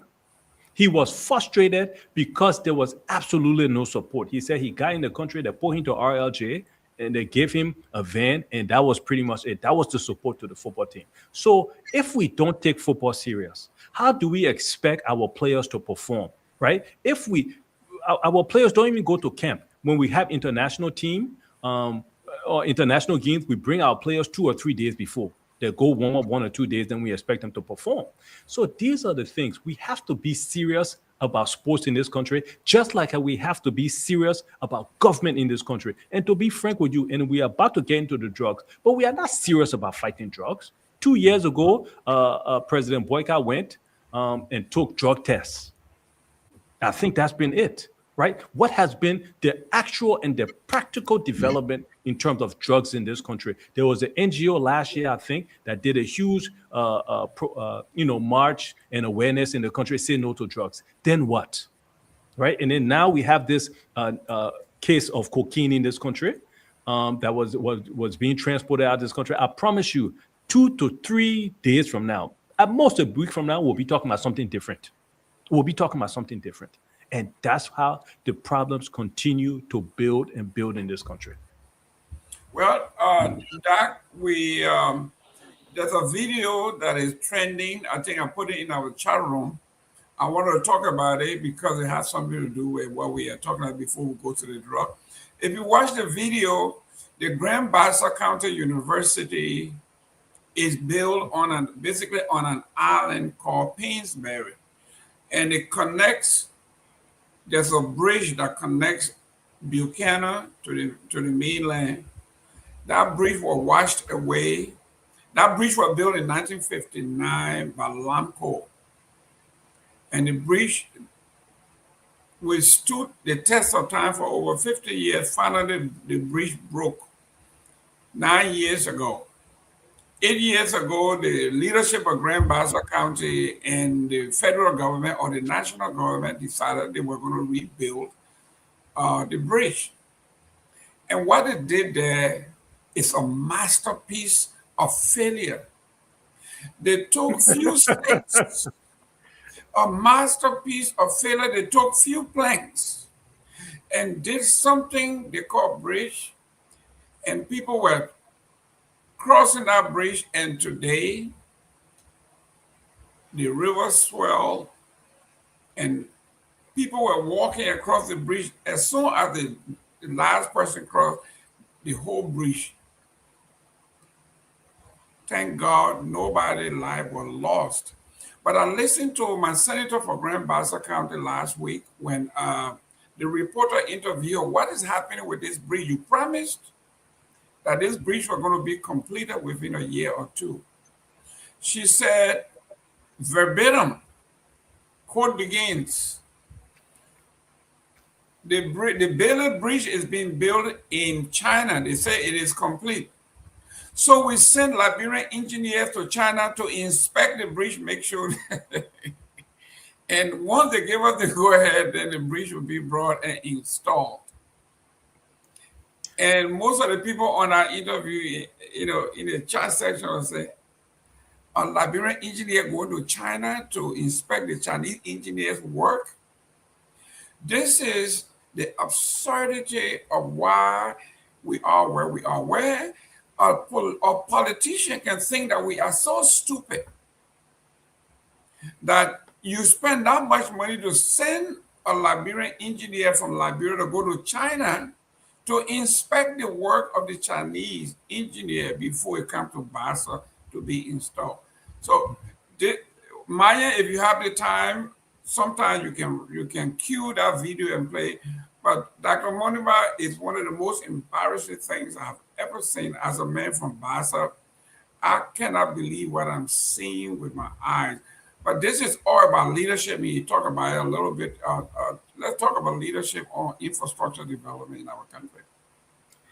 When we talk about infrastructure in this country, again, we continue to play fun. And, sometimes, honestly, I myself can get frustrated hearing myself simply because, listen, we need over $3 billion with a B. We need $3 billion to pave and connect all the farm to market and all the highways and all the capital cities and all the roads in Liberia. We need $3 billion. For electricity, we need an estimated $4 billion to ensure that every home has stable electricity. That's $7 billion right there with a B, not millions. Our yearly budget is $1 billion. Of that $1 billion, 70 to 80% of it goes to government, goes to running government. I always say, and I continue to say, our government is too big to succeed. It's too big to succeed because every $10 we get, $8 will go to salary, to transportation, everything else. So how can we expect to build the infrastructure of this country when we have no money to build the infrastructure of this country? And then when we look at it, you're talking about the Liberian engineer going to China. Yeah, because that's all. The only thing that person knows is that they're coming to go to China for 2-week trip. That's it. They should get their per diem. They should go stay in fine hotel. And then that's it. Look at, when we're talking about the bridge, let's look at the senator's office. How much are they getting? Let's look at the representative's budget in Bassa. How much are they getting? Then let's look at the budget of the executive. How much are they getting? So a lot of times we always blame the legislature. We say, the legislature, the lawmakers making too much money. But guess where the budget originates from? The budget originates from the executive. If we are serious about developing this country, it should be reversed. It shouldn't be 80% going to salaries and running government. It should, and then 20% going to developing the country. It should be reversed. It should be at least 70% of the funding for in Liberia goes to developing and building the country. So we wouldn't have issues like that with the bridge. We won't have. I have a question for you. Go ahead. Mm-hmm. Do you believe the president of Liberia is powerless against the legislature? Absolutely not. So you're talking about that. Look, these people, beside the astronomical salaries they get $45,000 every 3 years for vehicles. Now, the representatives get $100,000 and the senators get $150,000. That's almost $10 million to do nothing. Jerome is talking about a bridge. So the president has outsourced the development of the country to the legislature. This is a hand and glove situation here. Do you? I mean, and you already. But I want you to. Can you walk us through how the president could reverse some of this shenanigans coming from the legislature and actually overhaul the system? I mean, right now, let's assume you're the president. You got elected, and you're going into office. Is there a fix to this thing? Victor, let me put it. Legislature cannot fight the president. Legislature cannot fight the president. There's not one single lawmaker or 2 or 3 or 10 or 15 that can effectively fight the president. It's impossible. The way our society is set up, the way how our structure is set up, the only reason, listen, if Liberia is going to have change, it has to start from the very top of this country. And that's why the presidency is so important. Why are we praising Burkina Faso right now? Why is everybody, Burkina Faso, Traore? Because the president has decided that no more Burkina Faso will be a laughingstock in Africa. No more will other countries come and take advantage of the natural resources. The president can make that decision and the legislature will follow. Look at Bomi. I always talk about the Blue Lake. What do we have to show for those hundreds of millions of dollars that were taken out of Bomi? Go to the Blue Lake where all that iron ore was taken out. Within 10 to 15 minutes, you will see a school that have never seen electricity. Why? Hospital, no hospital beds. So the president has to be the one. The president has to be the one to lead this fundamental change. And I promise you, Victor, and everybody on here who is listening, the legislature will not stand in the way. You think if we had a president to look at the legislature and say, gentlemen, we can no longer get paid $10,000, $12,000. We cannot continue to give you $2,000 every single month in fuel when we pay our teachers $80 in the villages to go teach. You think the legislature would say no? But it has to come from the president. I will say it again. The legislature cannot fight the president. But the president has to be willing. Let me quickly, I know we're plenty of answers, but let me thank you for that emphatic answer. I agree with you. I think the president is within his reach to do something better. What about concessions? I mean, he came and met some of these concession agreements in existence. Some of them were authorized months before his election, the B-Mountain and all of that. But we know right next door, Dopoh came and he froze everything, he reviewed everything. We know Jerome and I somewhere we were talking about what happened in Zimbabwe with the lithium, when the new president came in, banned the exportation of lithium, the price jumped on the world market. Then he forced the Chinese to come and process in country, add value. We got rubber, we got all these things. We're not doing that.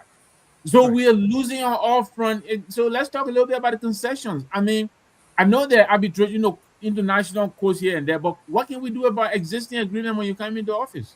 Listen, I cannot be president of Liberia and say, the deal is bad for Liberia, but anyway, it was signed 5 years ago, so let it leave it.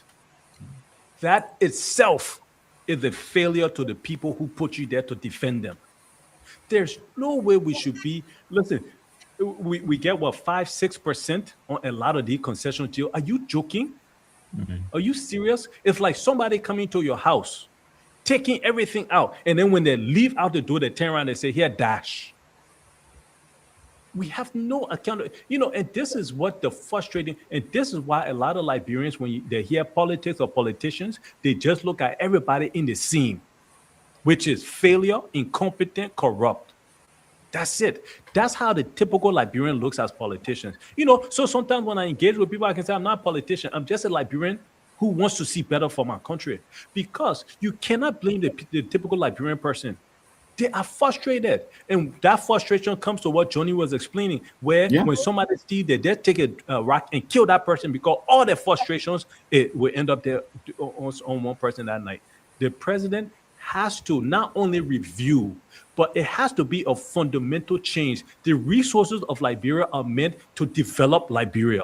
The resources of Liberia are not meant to maintain a balanced budget. The resources of Liberia is not meant to ensure that $45,000 vehicles are purchased, or $25 million goes to NSA, or I mean, the list of things, man, the $15 million that goes to Ministry of State, the $500,000 that goes to the Speaker's budget for entertainment. That's not what our natural resources are for.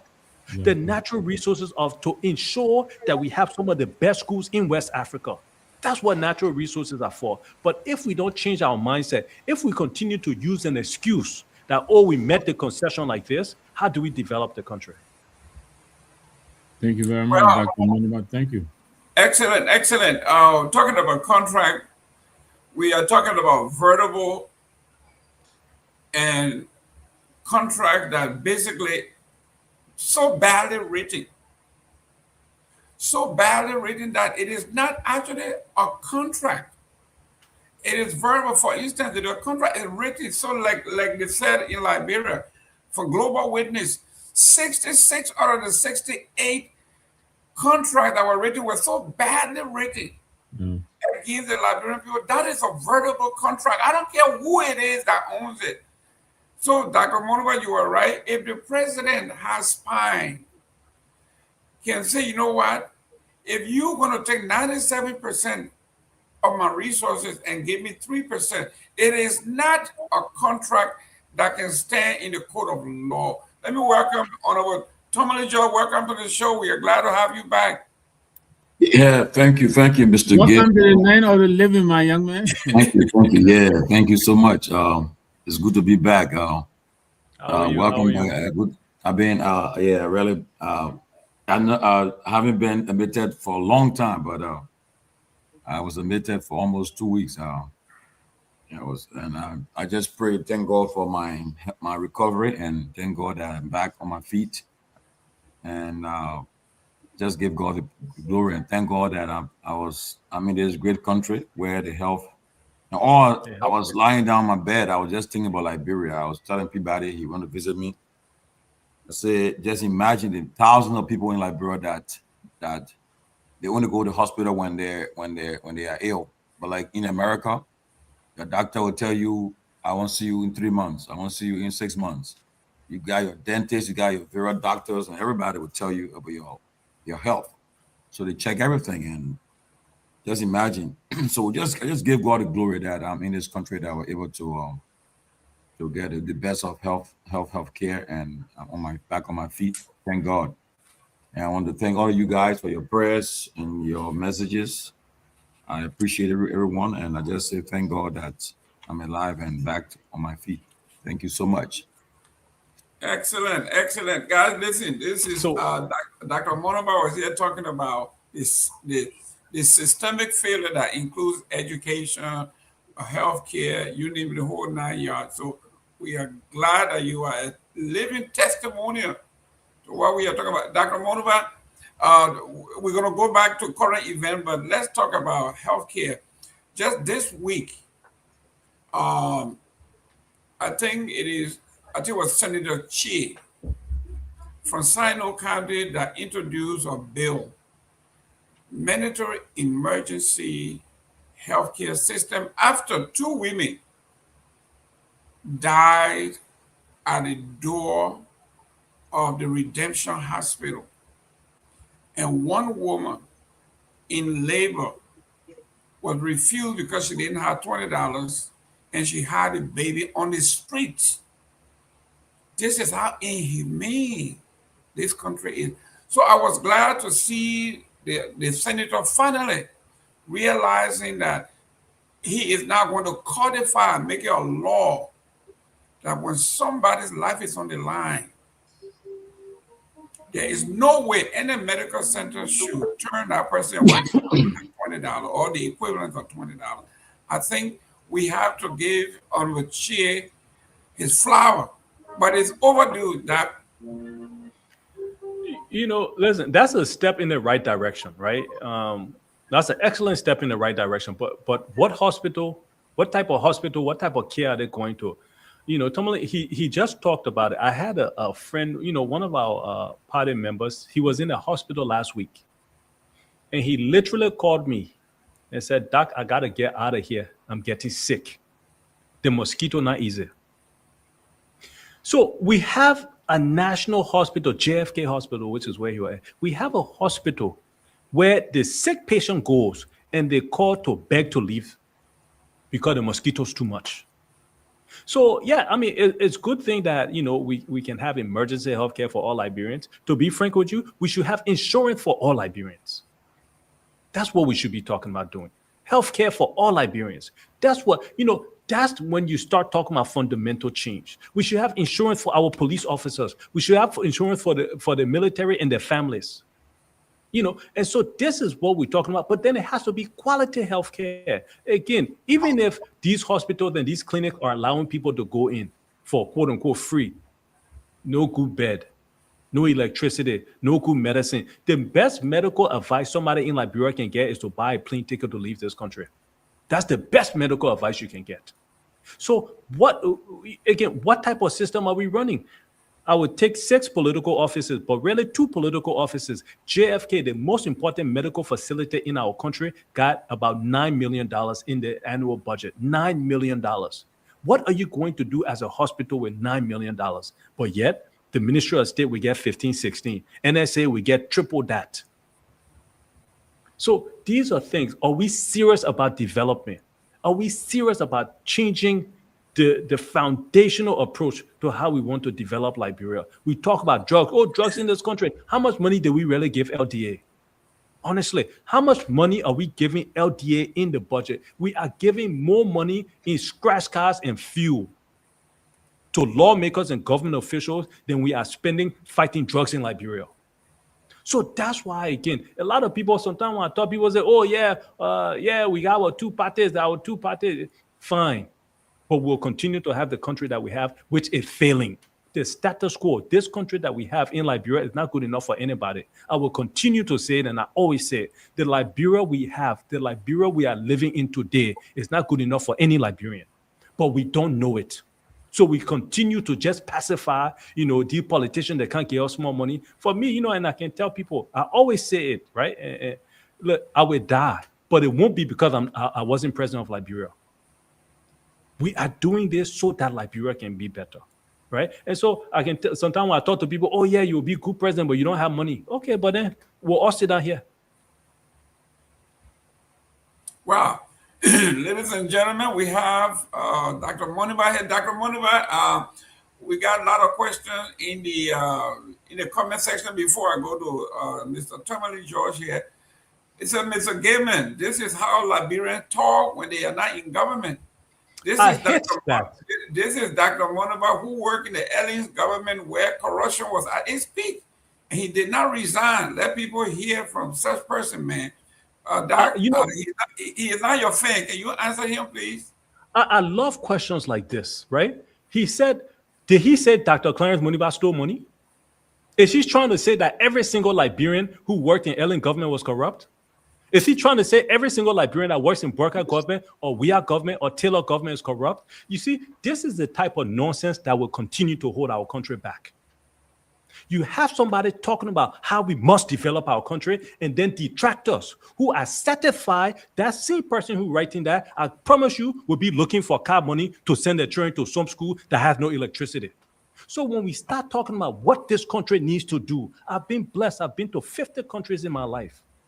Right? I've been blessed. I have 2 masters, PhD, gone to Harvard. I don't need to be in Liberia, but I'm here because I want to see a better country. So then when we start talking, detractors like that will start saying, oh, let him wait from here. He wanted me to resign. He doesn't know the work. I'm so proud of the work I was able to do.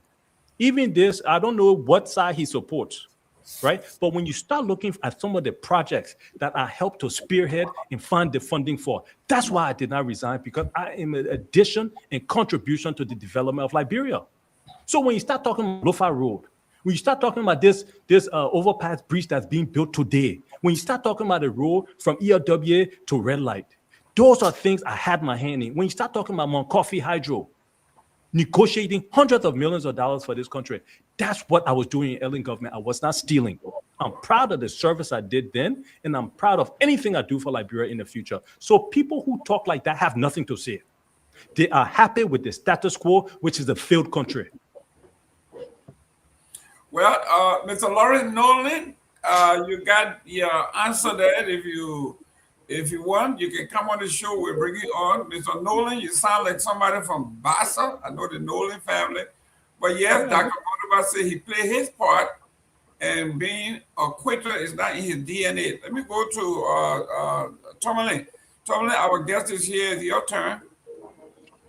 Well, again, it's good to have Dr. Moneyba again.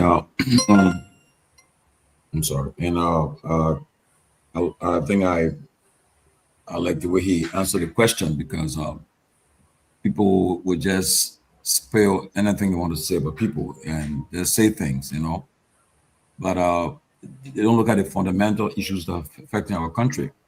Like before I got on the show, one thing I got to find out in this country is that apparently we take marching orders from Washington. I was just informed that the Justice Minister has arrived in America based on that drug issue. The delegation is here. They came, but they didn't even announce it. They come in quietly, almost like on the cover of darkness, to come to this country. Now, the issue of the drug is serious, so they are being called to Washington, D.C., where they arrived, I think, today. He and his delegation, they are here concerning the drug seizure. And I don't know, maybe that's when they're going to get serious. But for the fact that there's been no action. You see, you saw what happened in England. The prime minister resigned because after he notified his senior cabinet minister resigned. They said the country was going in the wrong direction. But you would think that in our country, where's the national security advisor? Where's the NSA boss? Where's the minister of justice? All these people, they should be talking about resigning because with that kind of a seizure. And like Dr. Moneyba was saying earlier, you got 18 billion going to NSA for what? And the problem that the question is, NSA not even the people that even bust the drugs. Okay, they're giving them 18 billion for nothing. They're there for the pockets. You send the money through NSA, but it's a serious problem. And the fear we got is that I can say this: I don't think the President Bogart is able to handle this crisis. I mean, the president is going through his own time, and the people around him not helping him either. It's worrisome for our country that we got an Asian president, and you see what happened to Joe Biden. You see what happened to our man Trump right now. When you reach certain age, you're not at your best. It can be seen.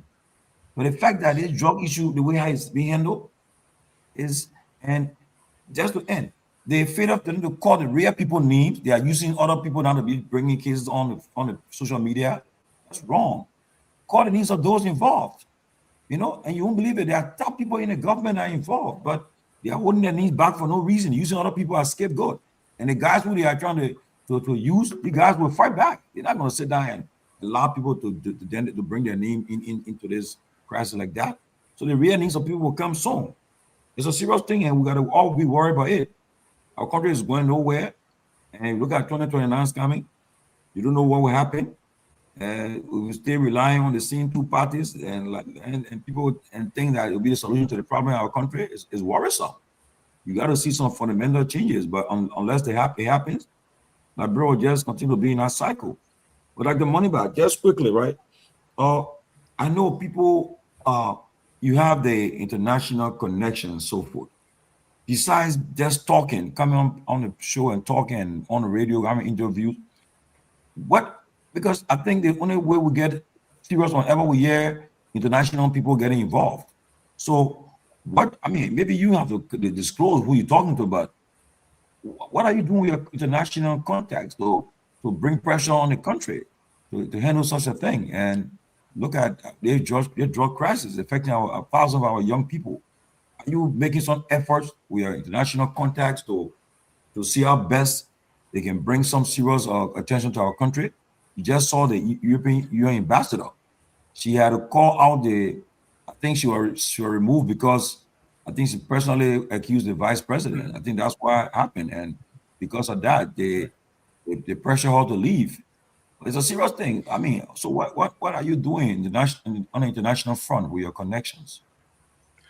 You know, and it's so unfortunate, right? Because listen, let me give a story. I was having lunch with an ambassador a couple of months ago, and so I was, advocating for Liberia. I said, if y'all could just help Liberia do X, Y, and Z.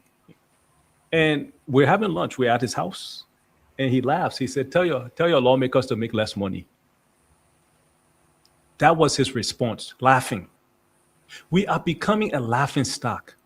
People are here now just to, even when we look at the drugs, why is this drug, why do we catch the drugs, quote unquote? Simply because the American people helped us. The American people said, listen, the drugs here. So all of a sudden we caught the drugs. Why are we going to America? Who knows, right? Who will know what comes out of that? But the issue and the challenge continues to be, if we do not take ourselves serious, who do you want to take us serious if we're not respecting ourselves? We dirty our own country, then we want somebody to come clean it up for us? No, that's why we are continually a laughing stock. That's why companies will come into our country and take all of the natural resources and give a few lawmakers, a few government officials some good money and walk away with billions of dollars and leave the Liberian people to suffer. That's what it is. We do not respect ourselves. We don't carry ourselves in an appropriate way. And so nobody will come to our rescue. The money that we get from all these international agencies is pennies on the dollar. They give it to us because they have to, not because they want to. Every single country, a lot of times, and I know this because I worked in government, a lot of times, the World Bank or the UN will say, oh, we are giving $10 million to Liberia. They are giving that to every single country. It's almost like a mandatory thing. So then we come and say, yes, we just came from negotiations and we're getting 10 million. To develop Liberia, I just talked about how much money we need to develop Liberia in terms of infrastructure development. We need an estimated $7 billion. That should be the discussion that the president of this country, the lawmakers should be having with our international partners. How can we get an infusion of billions of dollars to transform this country? Because if we're going this route, right? If we continue to go the development route that we're on right now, it will take us 50 to 60 years before we even get to the level that Ghana and Cote d'Ivoire is at right now. So where does that leave us? So the international partners are there, but they are looking for us to take ourselves serious. And until we do that, until we stop voting for bag of rice, until we stop voting for people we know are criminals, have stolen money, until we stop doing that, they will not take us serious. So the only thing when you talk to international partners, they will say, we hear you. We will take it under advisement. And that's it. This drug thing that we're talking about, let's see the real names that will come out. Because you cannot tell me, right, that there's not heavy hands in this. And then also, you cannot tell me that this is the first time it's happening. This is just the first time we're hearing about it, simply because international partners told us and tipped us off where the drugs were going to be. So all of a sudden now, we are making arrests. What will come? Will somebody get convicted? We are living in a country where nobody is in jail for corruption in Liberia.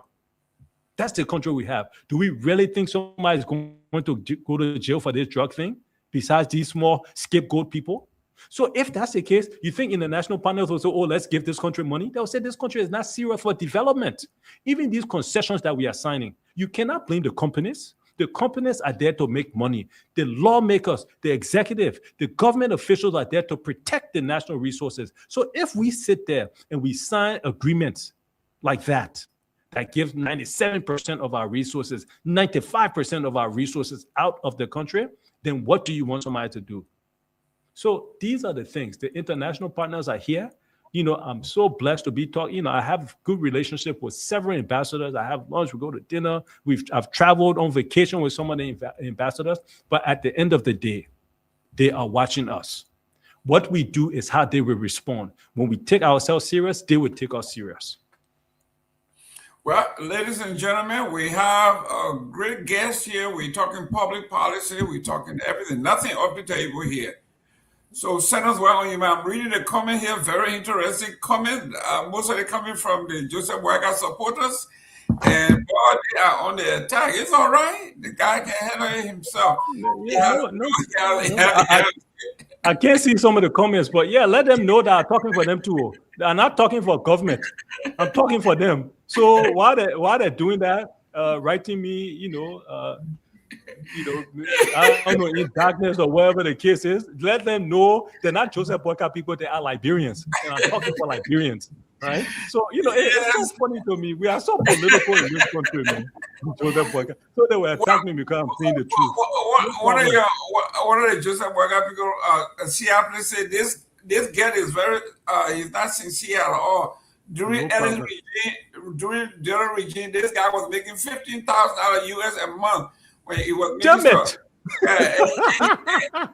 he didn't decline, and now he coming.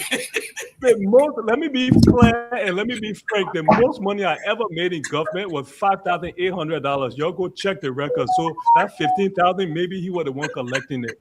As minister, I received take home $5,800. Let me be very clear. Let him stop saying 15,000. Maybe the 15,000, if he Joseph Boyka person, was the vice president's salary. So maybe he needs to ask that question. But for me, I was receiving 5,800 as minister, as head of the presence delivery unit. I was receiving, not together now, I received $4,000 a month. That's what I was receiving. When I became minister, it went up to $5,800. When I first came to Liberia with a PhD, I was making $1,000 a month. I can tell you how much I'm making, and the records are there. So please, that person, that 15,000 was not me. Thank you, guys. Seattle, they say your record is wrong. Maybe the record is there. 15,000. Yeah, you need to go back to your Unity Party propaganda machine and get the record. When you post the record here, you know where show is. So don't go anywhere. This is propaganda. Please tell them to post a record. That's why I'm so proud of the work I did. I can always tell people, let's audit every office I've sat in. Audit every office from my salary to what I did. There's not one single person in Liberia or outside of Liberia will ever say Dr. Clarence K. Moniba asked me for $1. Dr. Clarence K. Moniba received $1. I'm proud of my record. I'm so proud of my record. And that's why, even though he called himself Joseph Boyka person, fine. But he is Liberian over that. Mm-hmm. And I'm talking for the betterment of Liberia. If he can sit down and tell me, right, that companies, international companies should be taking 95% of our natural resources, then fine. Then I don't think he's a Liberian because he doesn't love this country. And that's the problem in Liberia. We like our tribes more than we like our country. We like our counties more than we like our country. We like our political parties more than we like our country. And that's the issue. So these people are attacking me not because I'm not talking the truth, but simply because they think I'm attacking their well-being. Because the only people who will say I'm lying are the people who are benefiting right now.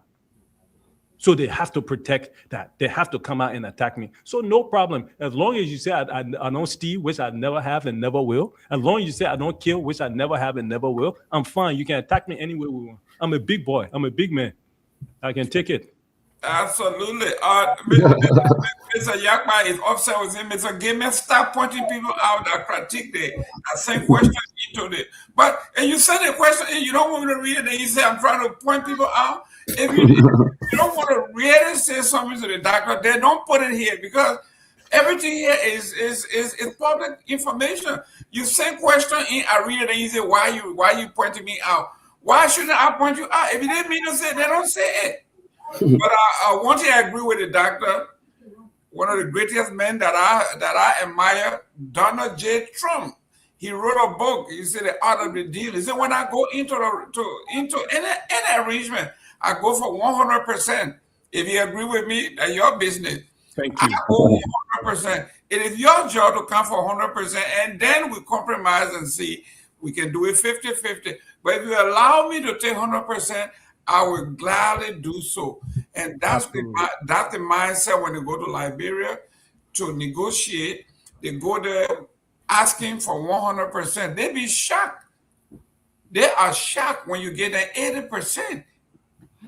They are shocked and laughing. But please let me say this, right? When we negotiate, and again, I've worked in government and I've been blessed, right? To I've studied government my entire life.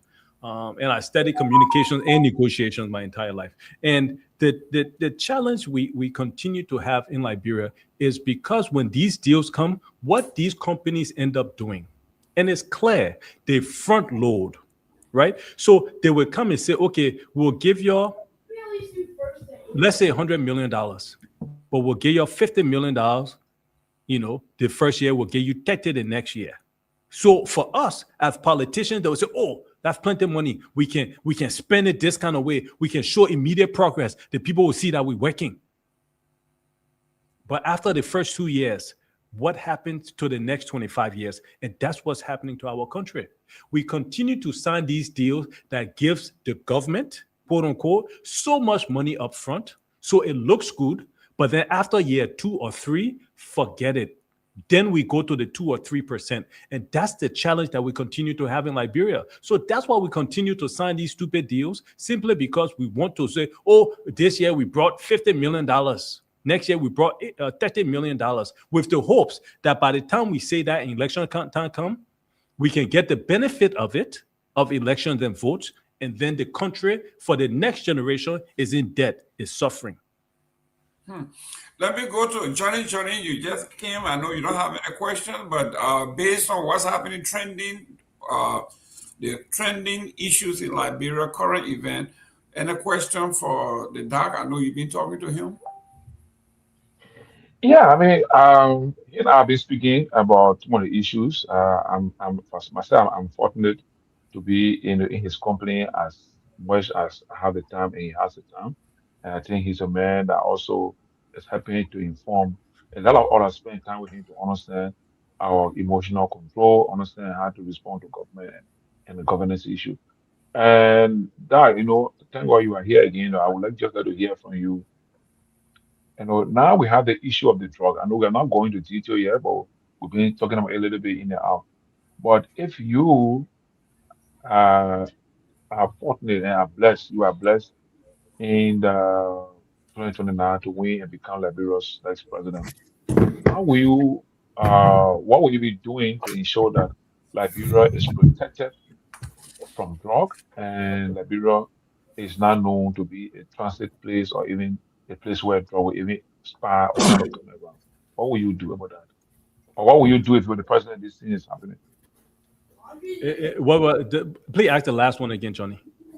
I mean, in line with everything, now we have a situation on drug, and there's a report from the Sahara that says since 2024, there have been several movement of drug from Liberia to Europe. And in fact, this current burst is the 50th, 50. Now, if you were president, what would you do to prevent drug, drug exportation, drug use, and everything else in this country? What would be your measure as president of Liberia? The same thing I would do for corruption. People have to go to jail in Liberia. Nobody goes to jail. There's no accountability. Again, this unfortunate story you just talked about, where mob justice killed somebody in your front yard because the person stole a purse. Because there's no accountability, nobody goes to jail. So if you want to fight drugs in this country, people have to be held accountable. And you are not bringing that kind of drugs into Liberia without some type of support from high-level people in government. Who those high-level people are, that's what we are hoping to find out.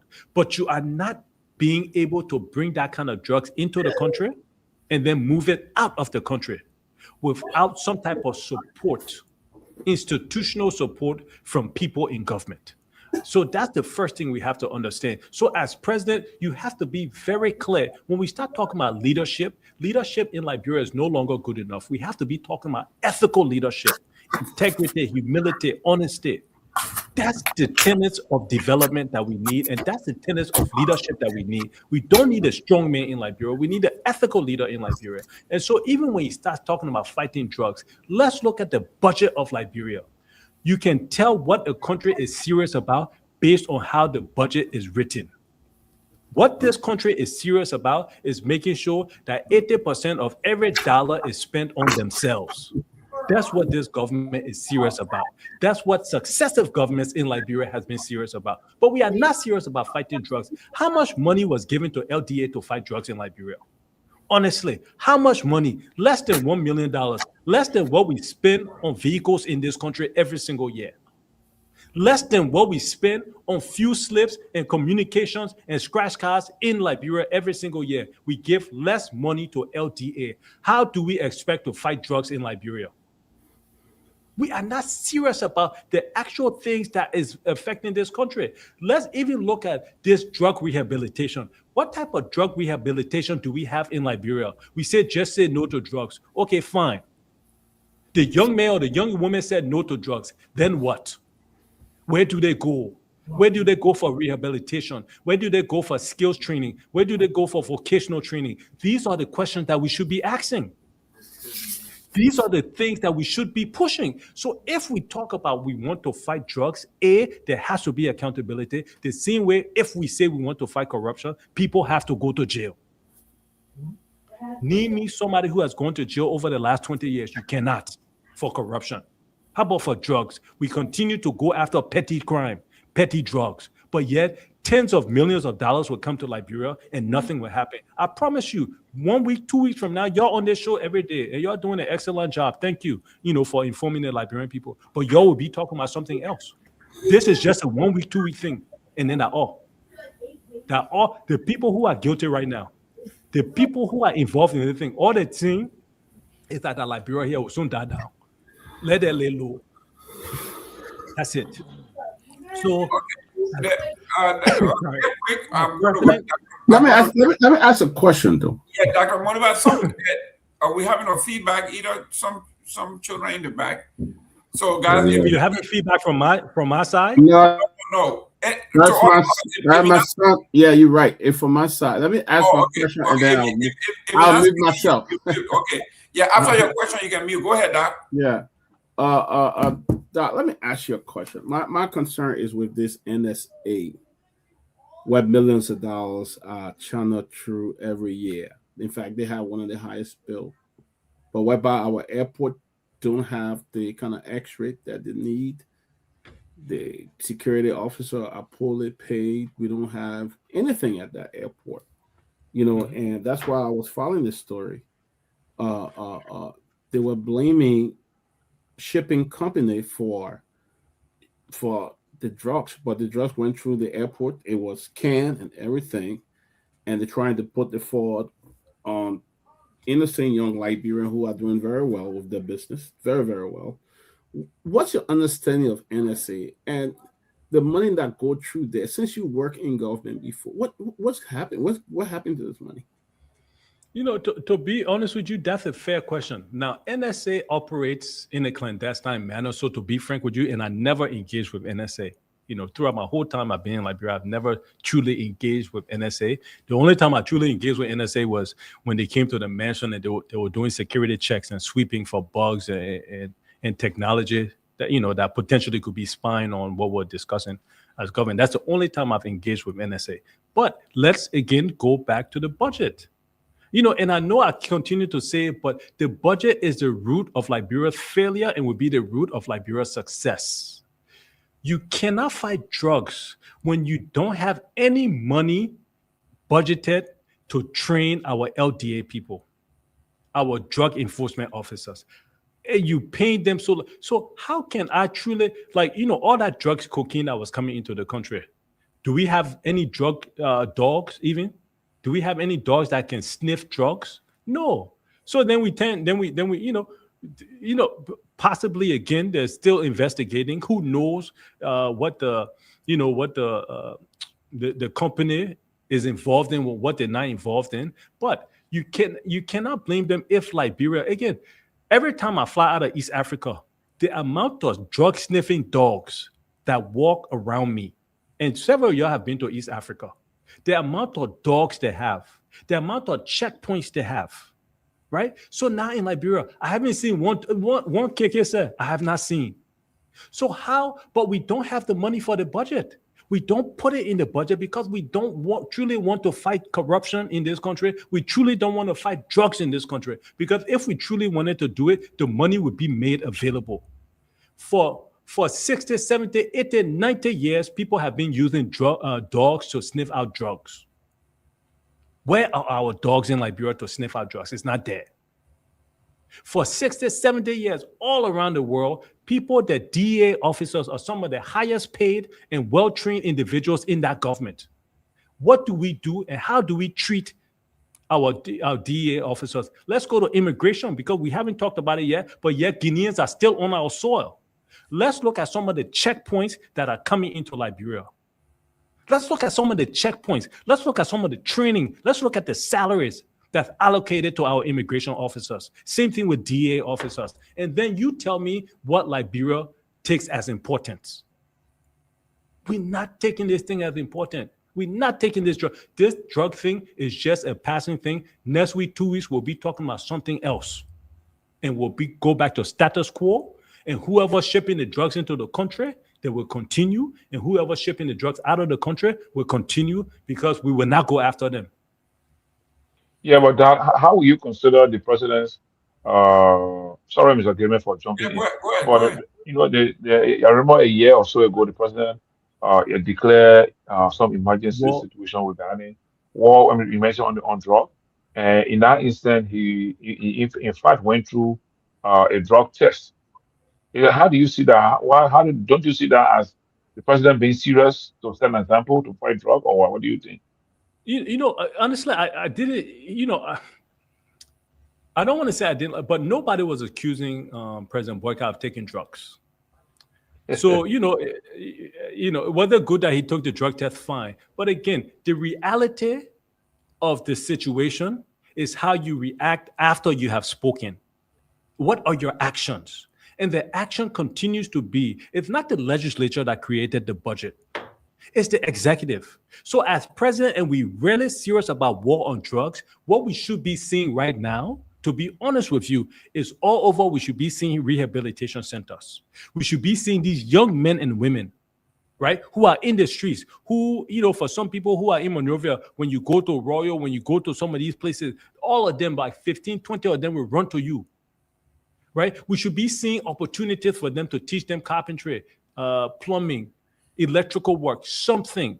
When we start talking about war on drugs, it's not just about saying no to drugs. It's about building an infrastructure that supports the young people to have opportunities so they don't even have an option. They don't even want to go to do drugs. Because if you got to wake up at 6 in the morning to go do a job, most likely you will not be at midnight smoking drugs or taking in drugs because you know you have something to live for. You have opportunity. You have hope. But these people, a lot of young people in Liberia do not have hope. So if we say we want to fight drugs, first of all, we have to completely relook at how we are treating the LDA, the Drug Enforcement Agency. And we are not funding them properly. We are not training them properly. They don't have the proper facilities. So to say you want war on drugs is one thing. To actually support it is another thing. And that's where we are falling short. That's where this government has fallen short. They are not funding the war on drugs. Mr. Nagbe,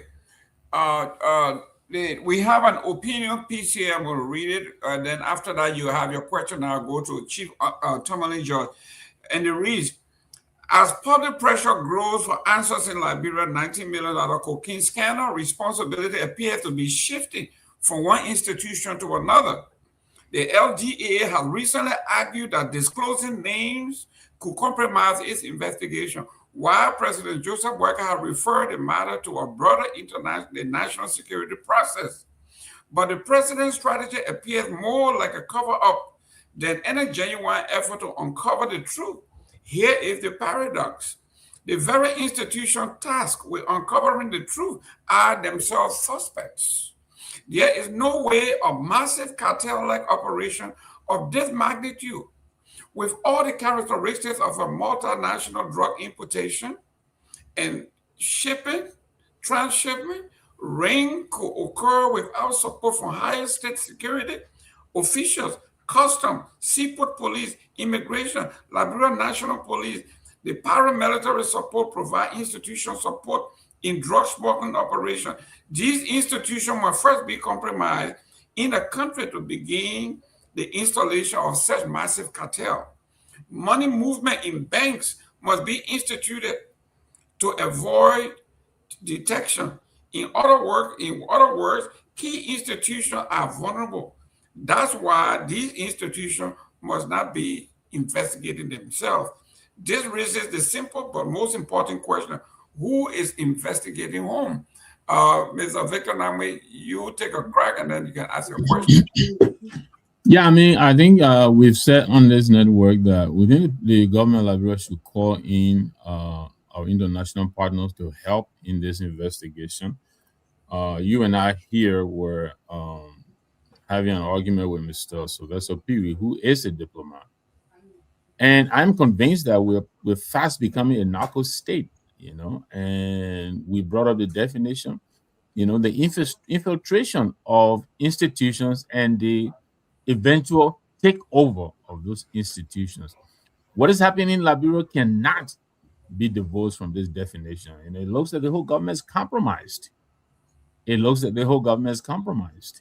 We're talking about the shooting and all of this that's happening.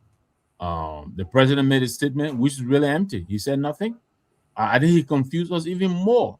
And then ever since this thing happened, the justice minister that come up, I think Martin Colley was a private citizen, although his methods are questionable, but he seems to be bringing more to the table than even the governor of the Republic of Liberia. So what do I have to say about this? I think the government of Liberia should do the right thing, call in our international partners and let them help with this investigation. I don't think we're able. The method and manner in which we are conducting this investigation, I don't think it's going to give us any result. But the danger is that we're also becoming a pariah state. I mean, you talked about Sierra Leone earlier, how Sierra Leone is now on the spotlight. I believe Liberia is under the spotlight as well. So I think it's very clear that the government is either unable or unwilling or both to pursue this investigation. So Mr. Oscar Brown is still, I don't know where he is. Mr. King, you read what did he told him he was coming? I think Dr. Peabody said that. And it made it sound like the man was on the run. Now the man is in country, he's being in country, they say he turned himself in, whatever that is. We thought that was an upgrade in the investigation.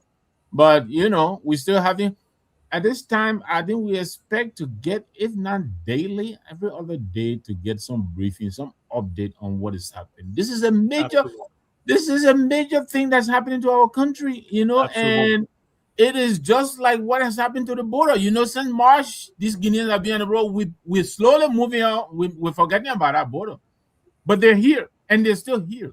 And this government has done absolutely nothing. They've told us absolutely nothing about what's happening at the border. So, I will pass it back to you. But let me just say this quickly. And Dr. Moneyval, you have a pretty much, broad view, world view, because, you travel a lot. The U.S. is trying to get out of this war in Iran. We understand they're about 50% depleted, their stockpile. We know Russia is locked in Ukraine almost 4 years now, and they're also depleted. So they're looking to Africa now to restock. Our rare earth minerals, we have everything that they need. Talk about DR Congo, Trump, who calls us shithole countries. You think he really got any interest in DR Congo and Kigali coming together to make peace? Absolutely not. He wants a cobalt in DR Congo, and he's going to get it. Now, we understand Liberia may have some rare earth elements. Some of these are in Lofa. Dumboya is in Lofa. And I don't know if you have any, thought about this. Is it possible that this is not just about reclaiming territory in Lofa, but eventually positioning himself for what we think is going to come down to, which is our rare earth mineral. We have vanadium, we have, some say we have lithium. I think the Chinese did a survey recently. So I don't know if you can speak to that. But again, all the points you raise are valid, and these are questions, right, that we need answers to. So let's go back to the immigration issue that you talked about, because you are right. As of today, technically, Guineans are still on Liberian people's soil. This is after our president went to Guinea. This is after our speaker, the deputy speaker, and a whole bunch of other lawmakers went to the border.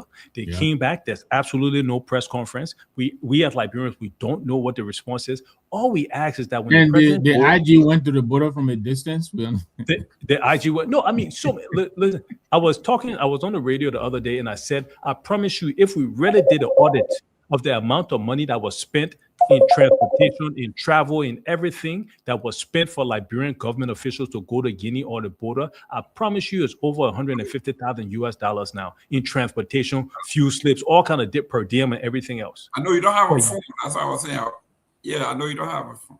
But yet we are still questioning why are Guineans still on our soil. So absolutely, it probably is about natural resources. But the thing is, if the government isn't telling us why Guineans after 3 or 4 months are still on the Liberian people's soil, so what can we believe? And then the one person in the legislature who talked about it, what did they do?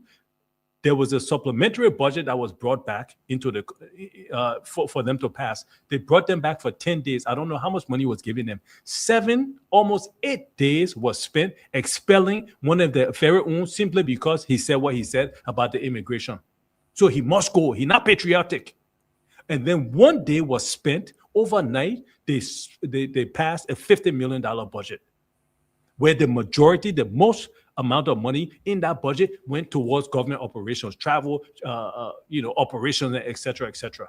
How much money went to agriculture? How much money went to healthcare and education? That to me is unpatriotic. So we have Guineans still on our border. Are they there for natural resources? Who knows? Because our government did not tell us anything. So we are still waiting.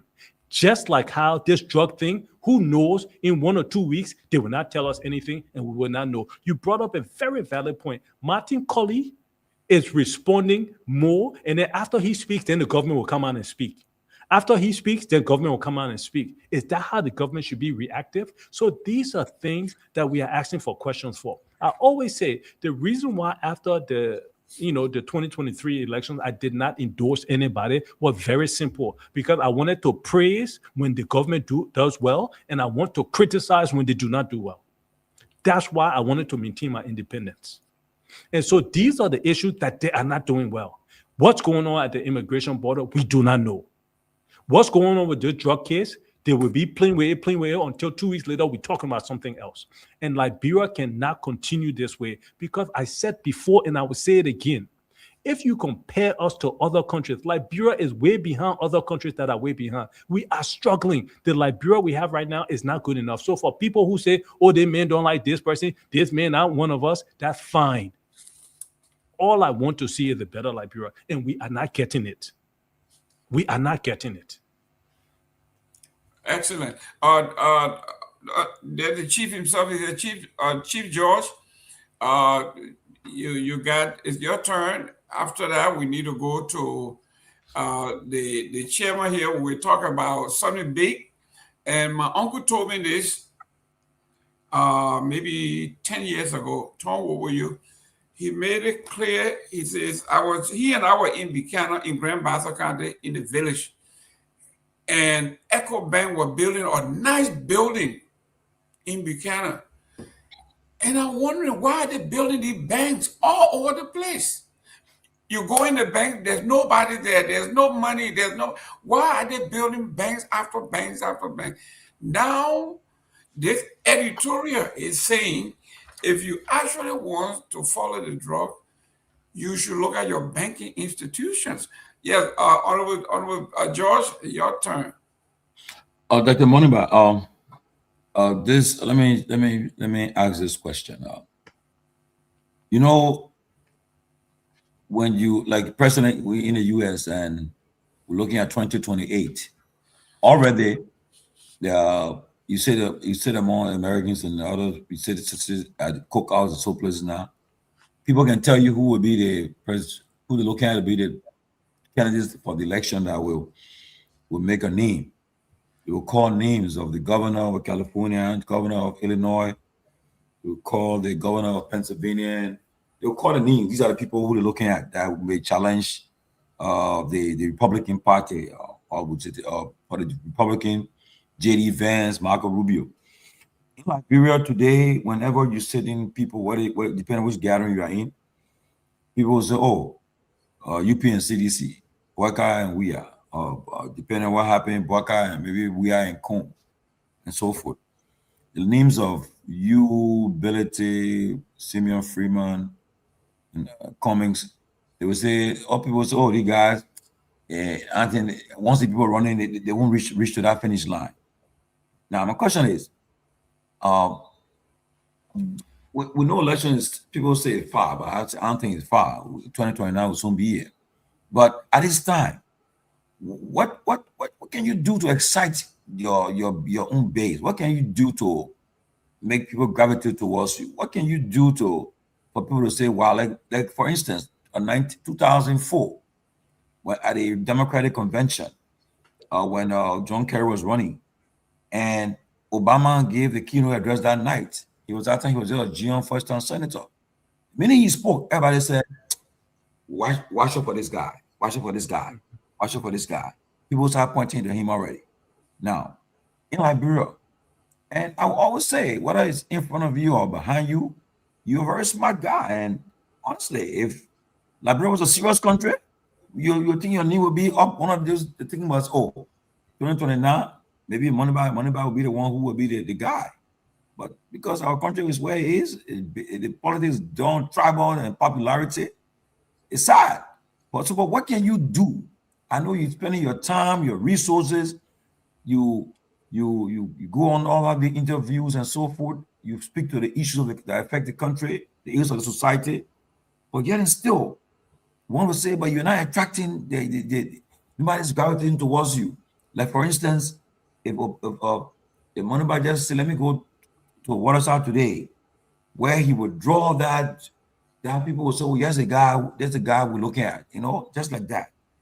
But so what can you do? Because as I end on this, you could be somewhere making thousands of dollars.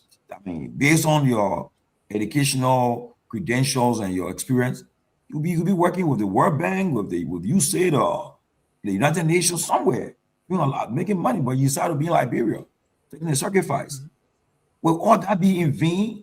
Or will we allow to be in vain? Or what are you going to do in the next year or so to say, well, I want to be attractive. People can gravitate towards me. So my question, to make you one of those, somebody can say, trust me, Moneyba, the next president, Moneyba will be one of the top candidates the next year, 2029. And the reason why, and again, that's an excellent question. The reason why people were attracted to Obama when he spoke is because people listen, right? The American people actually listened to what he said. In Liberia, unfortunately, a lot of times we politicize. So again, I'm talking about the fact that Liberia shouldn't, be giving up 97% of our natural resources in concessions. And then somebody says, let him move from here. He was making $15,000 on the Ellen, which is not true. Right? So now that's the focus. And so the issue and the challenge in Liberia, when we talk about gravitate this excitement, we don't necessarily talk politics in Liberia or policies. We talk politics. And I hope you all know the difference. We talk politics, not policies. If we're talking policies, and I'm proud to say in 2023, we were the only party at Liberia National Union. I was the only candidate who literally in detail told everybody every single day, 4 or 5 interviews a day. We went to 263 towns and villages in Liberia. We tracked how many boycott went to. We tracked how many President Boycott went to. We tracked how many President Weah went to. We tracked it. Not even 30% of that. So the idea is the only thing I can do as an individual is talk about my heart and what I want to see for Liberia, for my nation that I love. You cannot force people. The challenge is because unfortunately people are so poor in Liberia. What makes people gravitate is money. The reason why UP and CDC have been so strong and will continue to be strong in the near future is simply because they are the two political parties who took leadership in this country, and therefore they were able to give jobs. Not create jobs, but give jobs. They were able to give deputy minister, assistant minister, director, commissioner. So these people who benefited, for sure they will say, this is my party, they will support them. So that's why these two parties are strong, not because they created private sector jobs, not because they delivered, but because they were able to take state power and use the state resources to prop themselves up. So it's very difficult with somebody like me who haven't stolen money. I don't have state resources. And the only thing I have is my love for country and policies. Liberians don't vote on policies, unfortunately, because if Liberians voted on policies, this country would not be in a situation we are in right now. We have a country, UP, again, people will say, oh, I'm talking on UP. But when UP took over, the first year in 2024, they spent the whole year in a good bit of money, almost $1 million going around the country, asking people, what should they do to put their policy together? So you want state power and you don't know what you want to do? So these are the things and these are the challenges where it's difficult for people like me, for people to get excited. If I go to Waterside and start dropping money, yes, people will get excited. But you just said it yourself. I turned down a job in Spain a few months ago. I turned down a job at the World Bank a few months ago. I'm turning down jobs that would pay me $15,000, $16,000 a month so I can be here in Liberia. But then when you're in Liberia, you don't have the money. So we are talking, we are engaging, but it's difficult, but this is something we are committed to. President or not, we are committed to making sure that our voices are heard in a positive manner, in a supportive manner, in a critical manner, in a manner that will ensure that Liberia can become the country we want. So whether people want to support or not, my job, you can only lead a horse to water. You can only lead a horse to water. You have a young man, and I'm talking about myself now, right? Even though I'm getting old, small, y'all see the gray hair. But you have somebody who have been blessed, highly educated, highly qualified, has worked all around the world, has worked for United Nations, has worked for World Bank, has worked for African Development Bank. Literally a few months ago, I was brought in by a government to train their ministers. I'm going around Africa teaching ethical leadership and project delivery. I'm being brought in by presidents and heads of states of other countries to come in for 1 or 2 weeks to train their leaders, to train their ministers how to run their government. But yet in my country, just like what you just said, they will say, oh, the men don't got money. That's the biggest fault against me. I don't have money. So because of that, you can't run. Because when people call me right now, oh, Dr. Moniba, we won't support you, but we need scholarship. Oh, Dr. Moniba, we won't support you, but we need empowerment. That's the challenge. That's the challenge I'm facing. That's the challenge so many good Liberians will face. But if we continue to look at that bag of rice that a politician will bring 2 or 3 days before election time, we will continue to wait and beg for that bag of rice because our country will never develop. But quickly. Go ahead, Chief. But why can you do this, right?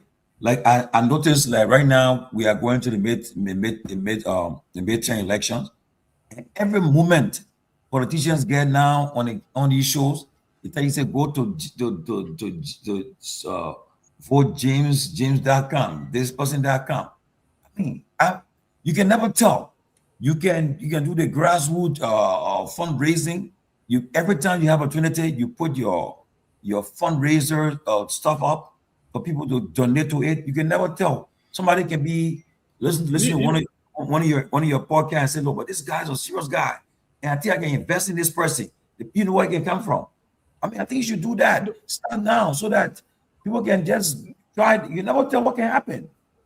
No, but what I'm gonna say is I want you to say we can, because I want you on the team, because these are ideas that we need, right?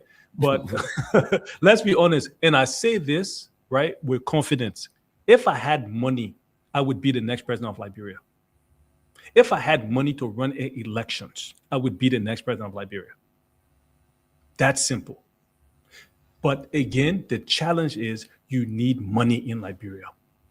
You cannot ask people to volunteer, go door to door who are not working, because most of the country isn't working, right? And another policy that this government should be doing, instead of spending all this money on government, every single year, God bless me, I become president of Liberia, every single year, 200 million United States dollars minimum will go to banks in this country that will be directly to businesses and private citizens so they can go and get loans, so that we can build the country. The reason why the America that some of you are living in right now is so great is because the typical American can go to a bank and get and borrow money and be able to build their business, be able to build their homes. There's no access to liquidity in Liberia. That's why most Liberians are suffering.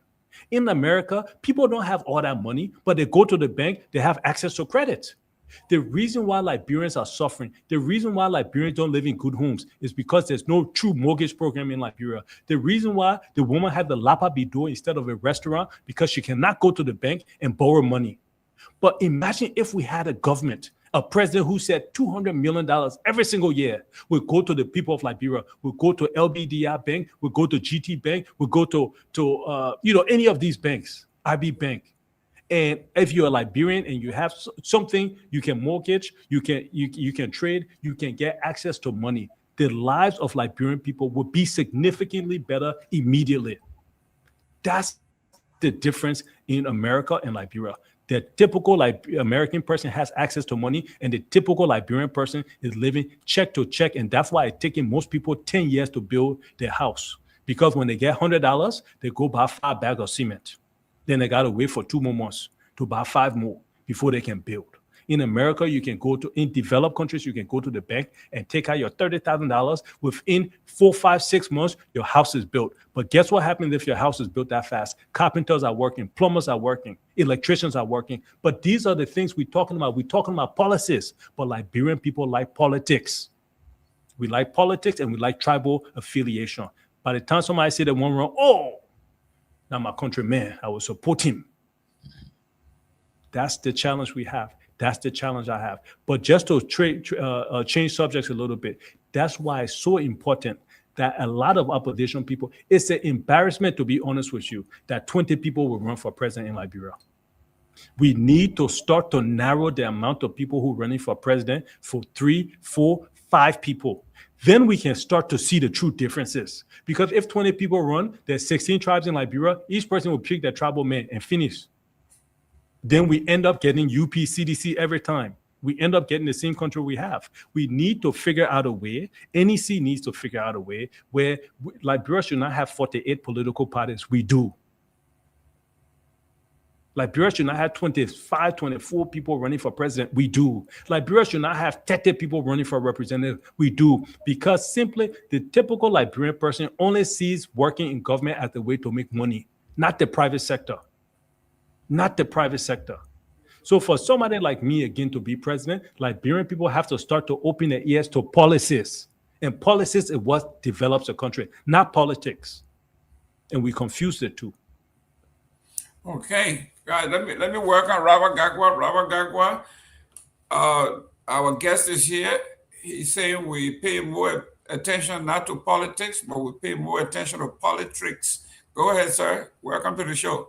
Thank you. Listen, I concur 100% with him, and I think that's a powerful statement. We are not talking policies. We're not interested in policies. We are interested in politics, and the politics that we are interested in are not good politics. They are politics that have proved over and over and again to not be good for development, to not be good for growth. It has impacted every fabric of our society, be it health, rural development, education, and so on and so forth. And so I think the question that must be asked is, if politics in Liberia, if the talk of politics and what we love to do has not gotten us anywhere, including improving the lives of those who have talked politics, because if you really look at it, Mr. Jerome, a lot of these rich circle politicians depend on government to survive in the country. This is the reason why you see a lot of broke, poor politicians when political parties that they're affiliated with are no longer in power, right? Because that's what they depend on. So if that is not sustainable, why don't we change that? And I think part of the challenge is, how do we change mindsets?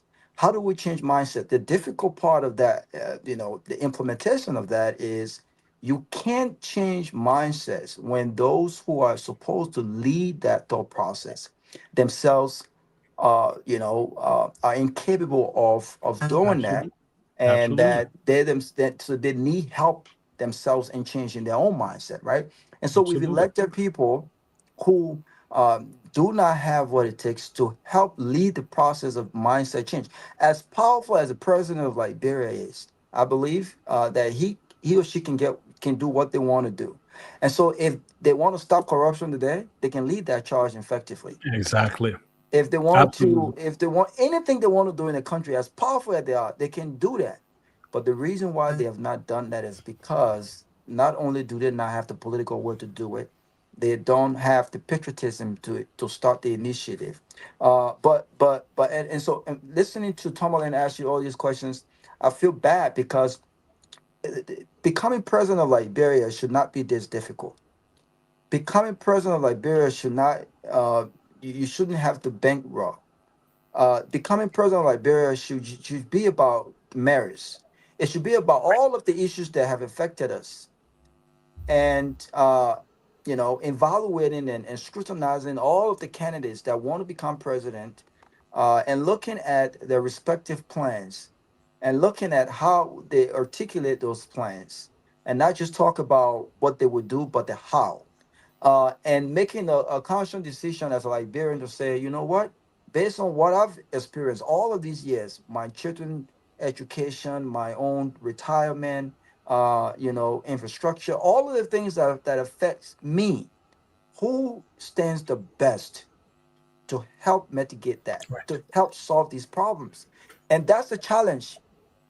Decisions are not made based on common sense thinking.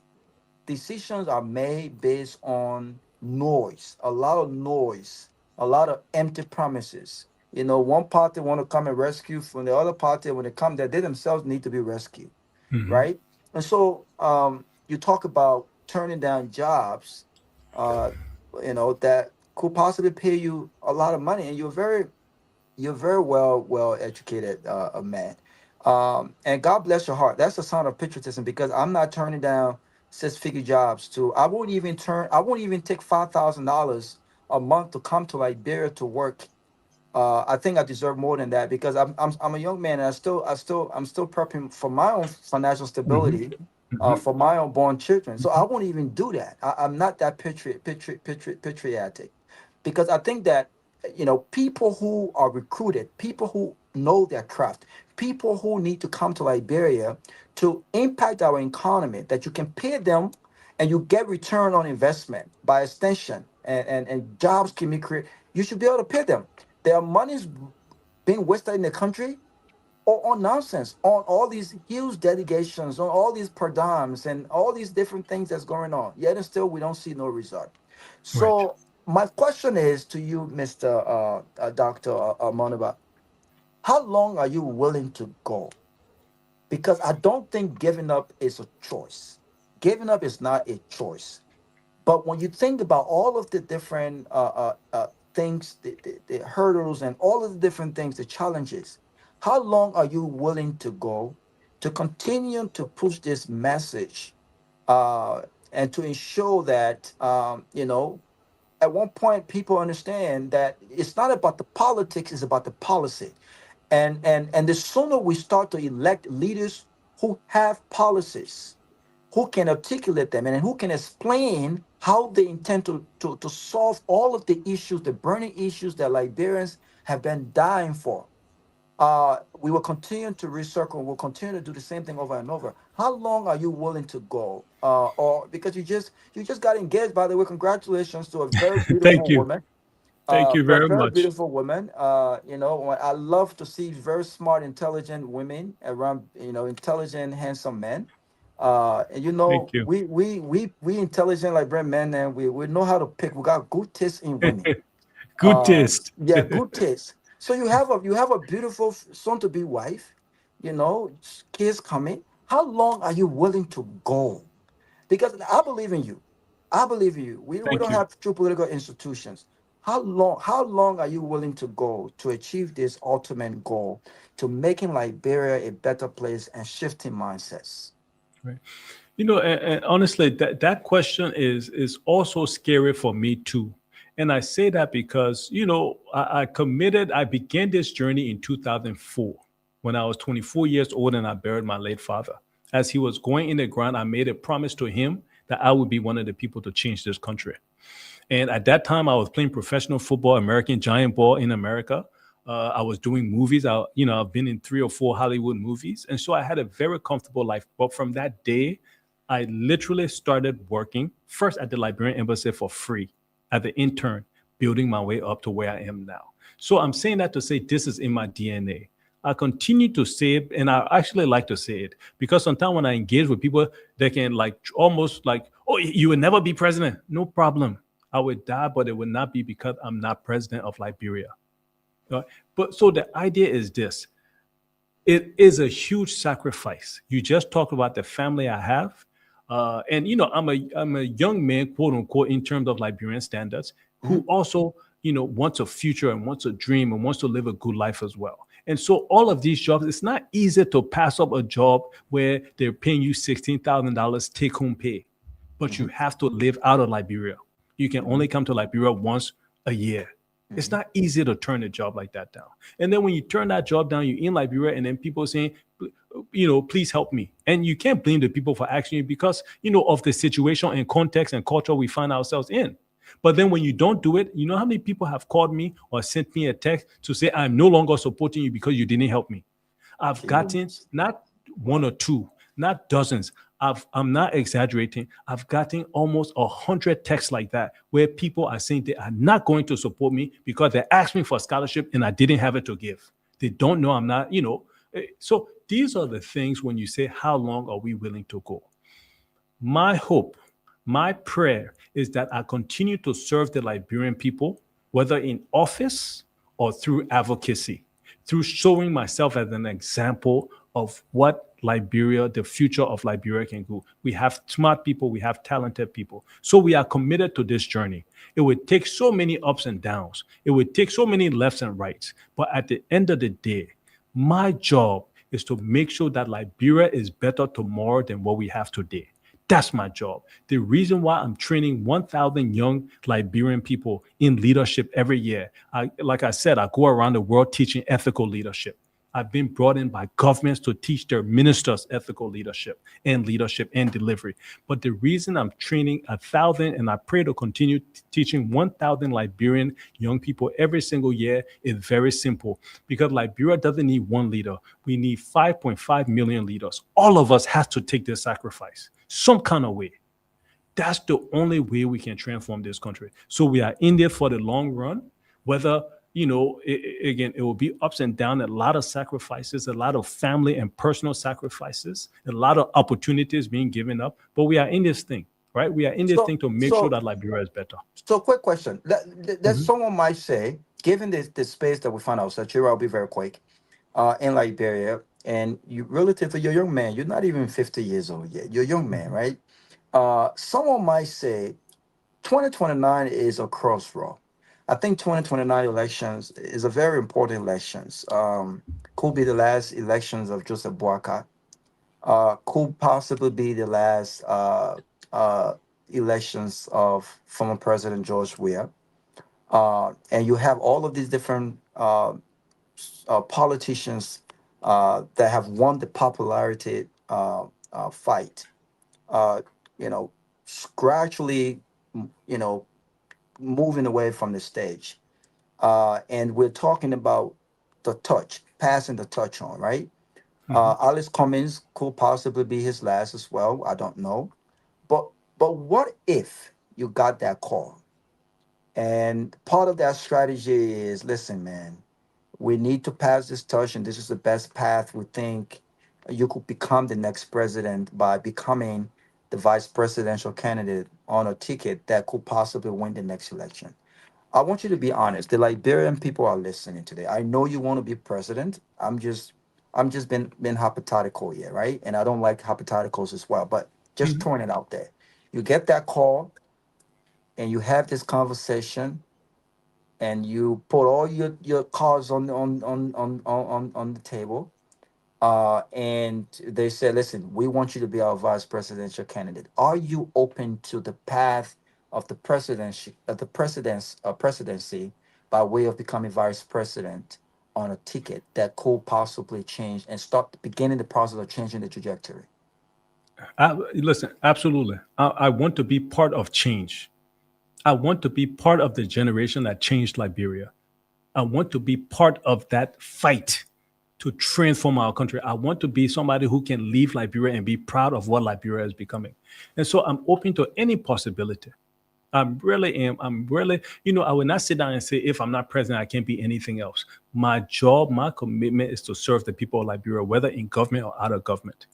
Right. And so, of course, in this administration, and let me be honest, and I want to be honest, in this administration, right, the first year, I was willing to and open to work in this administration, to be frank with you, because my job, I want to serve the people of Liberia. But unfortunately, right, and I put quotes around, unfortunately, because I didn't endorse anybody, that means I'm not one of them. And so they think that, people will not be able to live if we don't get government job. So the problem and the challenge is my commitment is to serve the people of Liberia, whether president, whether vice president, but I want to be part of a willing coalition and change that will actually change the country. I cannot say, I want to be vice president, and then we go there and then we start taking hell of our salaries. We go there, we don't put a cap on salaries. Nobody in Liberian government should be making over $7,000. If you want to make more than that, go to the private sector. I agree. Nobody in Liberian government should be making less than $500. Right? So these are the things that I've been pushing for and advocating for. Nobody in Liberia should be getting $2,000 in monthly gas slip. These are things I've been advocating for. There's absolutely no reason why JFK Hospital should get $9 million and Ministry of State get $15 million. 0% chance that should happen. There's no reason why Maryland Technical Vocational College should get $200,000 for the entire year. And we spent almost $1 million on scratch cards. So I'm willing to work with people who are like-minded. It doesn't matter president or vice president. I just want to see a better country. Thank you. Guys, we have invited the doctor for 2 hours. Ghana is Senegal is about to play. I know you want to go watch the game. I'm definitely watching that game tonight. Yeah.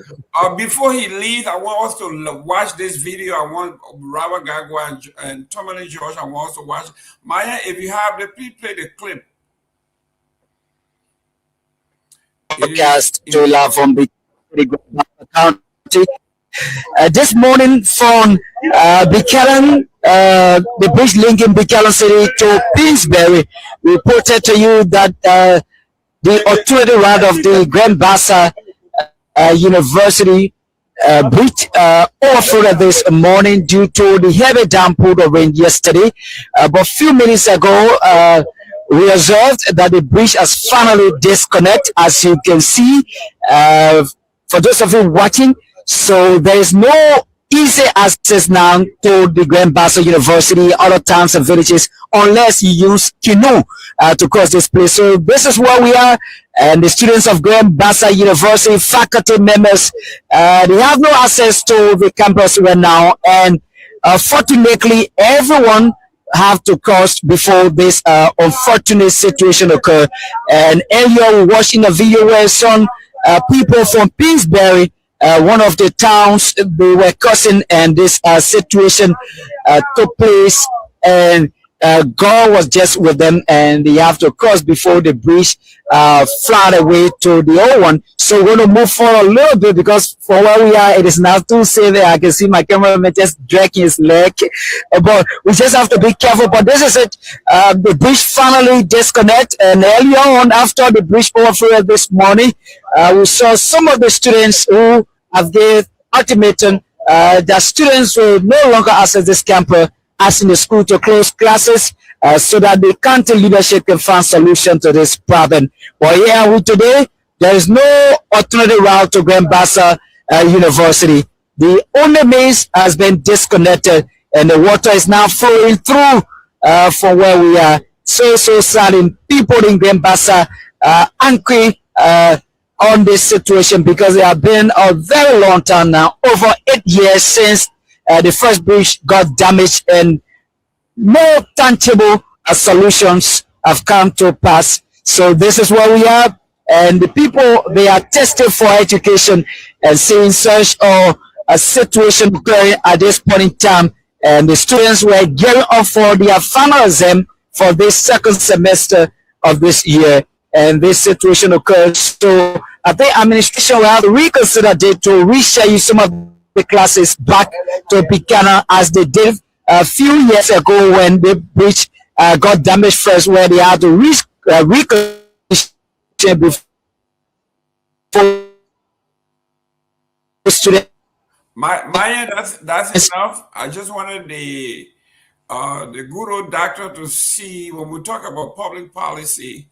This is Grand Bassa County that has the president pro tem, that had Western Garfield, the former president pro tem.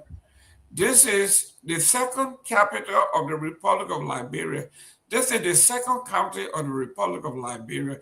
This is where all the major corporations, Metascue, Lock, the Port of Buchanan, Palm Bay, to send students back to Buchanan City. But this is where we are. What's we watching from? Welcome to Ability Orlando. Zoe here, and from where we are just managing because the water is just right on our feet. The water is just right on our feet, and we have to be very careful for what. Great. So, Doctor, this is my hometown. I was born and raised in this place. Grand Bassa County, as powerful as it is one of the failed states, failed county. My hometown is a failed state. We have some of the most powerful people, some of the wealthier people come from that place, but it is embarrassing. It is a shame. Hopefully when I go there next week or next month or next year, they will run me out of town, and that's fine. But this place is a disgrace. The pro tem, Nyobli Kanga, told the press in Bassa that they have sent engineer to China to inspect the Chinese building a bailing bridge that will be brought to Bassa and installed. This is the diabolical lie and disrespect to the folks. But yet and still, our folks are there clapping for her. My brother and good friend, Western Garfield, was Senate pro tem too. Had access, proximity to power. And here we are. Look at our university. The kids are now going to have to take elementary and junior high schools out of. Now they got to go to night school. After the kids leave, they have to come back to Buchanan. It's a disgrace. This is what we are talking about when we say the people mean absolutely nothing for the folks. Absolutely. And I'm saying this from the bottom of my heart. I am disgusted. I am disappointed. In fact, disappointment is an understatement. It's a disgrace. Anybody in Grand Bassa County that is in leadership, you should be ashamed of yourself. Dr. Moniba, this is our plight. And you are running for president. What says you about what you are looking at? Your people. But this is why people are frustrated. This is why people are frustrated with the whole process. This is why when people like me come on and speak about where this country needs to go, a typical person would just, be like, move from here, man. When you get there, you'll do the same thing. Because for 170 plus years, there has been no true development that the people of Liberia truly see and feel. And so because of that, the frustration is there. That's why when somebody steals a bag, they will kill the person because the frustration is there. That's why when somebody gets a government job, they will go steal as much money because there's no accountability. And they know that once they leave government job, there's no private sector to go to. That's why when people see politicians, it's looked at in a negative term and connotation. That's why they can say, I will eat my own. It's not about national development. This is 2026, and look at the bridge that we have. And then the response is in 1 or 2 years, we'll fix the bridge. So at the end of the day, the standards that Liberian people that we hold for ourselves we have to raise it. Right now, the standards are low. Right now, it's at least Right now, we see a warehouse and we call it a school. Right now, we see a broken down building and we call it a clinic, because the standards are low. We have uneducated people who are teaching because we put less than $50,000 in the budget for teacher training for the whole country. The standards in this country are low. The people of Liberia, honestly, it's like, the blind leading the blind at this point. And that's where we are. And that's why we are doing what we're doing. That's why I'm doing what I'm doing, trying to speak light into the darkness, in a sense, trying to let people know that there are good Liberians in Liberia who want to see good for this country, that not everybody wants to come to Liberia and steal. Not everybody wants to come to Liberia and gain. Not everybody wants to take leadership just to gain for themselves. There are some people like me who want to come to Liberia, who want to be in Liberia, to transform Liberia. You think it doesn't hurt me? I've flown all over this world. You think it doesn't hurt me when I go to Ghana and I see Accra looking better than us? Lagos, Abuja, Nairobi. You go to Nairobi, you would think you're in Europe. I spend a lot of time in Kigali. You would not see, when I tell you, you would not see dirt walking in the people's streets. You cannot find dirt. Clean, structured. This is what I want to bring for Liberia. This is what we have to be demanding. And it can no longer be the man being around for a long time. It can no longer be the man got love for the country, let's put him there. It has to be about, what is this man? What's his character? What's his qualifications? Can he articulate? Can he defend Liberia on the international stage? That has to be the question. What are his policies? Not what is his tribe. And until we start doing that, the country we have, that bridge you just showed, will continue to be. That's right in Bassa. Go to Sino. Go to River G. That one said good.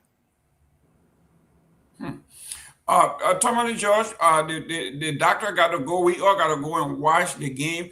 But this is your hometown. You are from Bassa, and Robert Garguah, you are from Bassa. Let's address it. Let's take 5 minutes each so we can go watch the game. But I am so upset. And I don't want anybody telling me anything about anything, because Bassa has no excuse. We have all the major corporations. We have the second largest international seaport, and we got metal steel. We got everything. Tomalin. Yeah, but Mr. Gayman, like I think I listened to Robert when he was engaging Dr. Moneyback.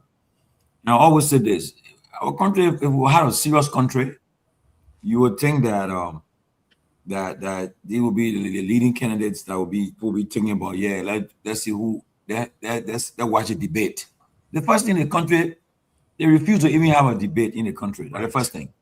If they could set up a national commission for vice president and presidential debate, trust me, many people will say, no, I want to be president. They will say, I don't want to run. Because the issues, like he said, there's the issues that matter. Okay? For me. I'm so sorry to cut you off, but please let me say this. During the 2023 elections, we were contacted by one of the leading international debate people around the world. They asked 4 of us to debate, and then it ended up being 5 people that asked to debate.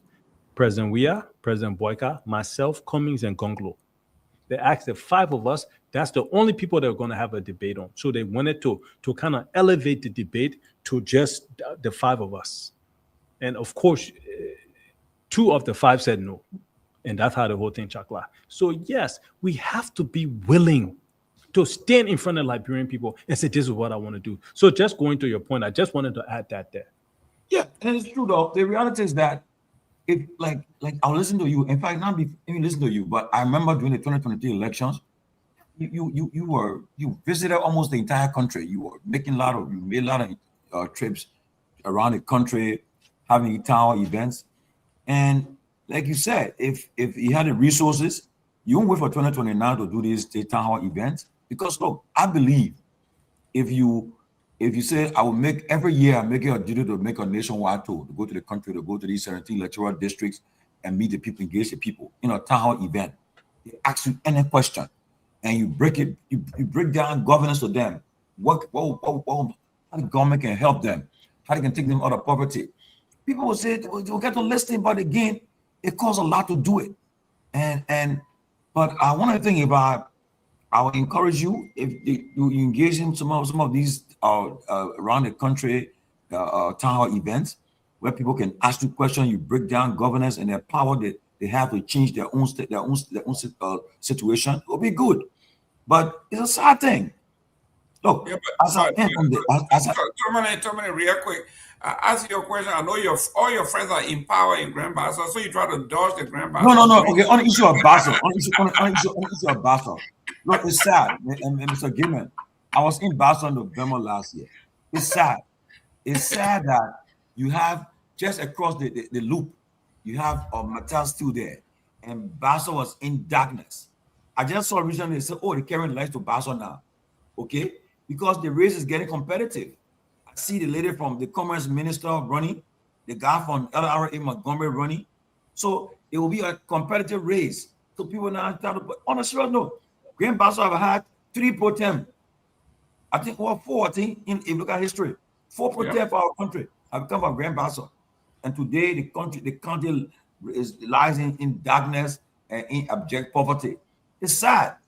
And if the national budget, look, if you argue in America, when it comes to go to the float, they're talking about their pockets. Think about what they put in the budget for the citizens to benefit from. But the people don't care. Trust me, the people are just there to pocket it for themselves. To say, okay, we're gonna put this money in the budget for all the bridges in Basel that's poor, so we can rebuild them.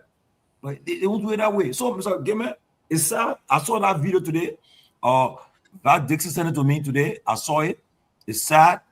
I saw it, and it's just imagine how many people would have lost their lives. And for the car, now I saw the recent one. The current took the bridge away. They're already gone. The bridge is not there no more. The current took it away. So why is somebody walking on that bridge, and you get taken away? So it's a sad thing.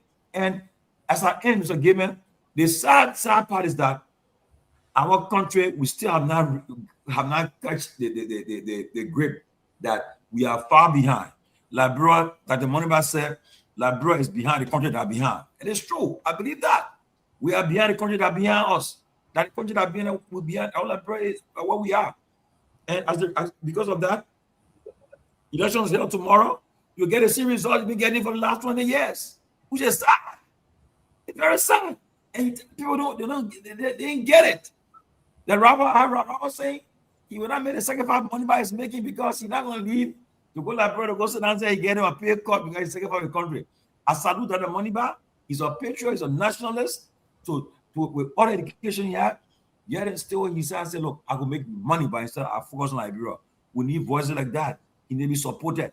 You know, just unfortunately, because we're running a platform right now, we can't take side right now. So we're in the middle until that moment comes. So right now, yes, I can't take no sound for nobody right now. Yeah, for the tailing that will come, and tailing will support.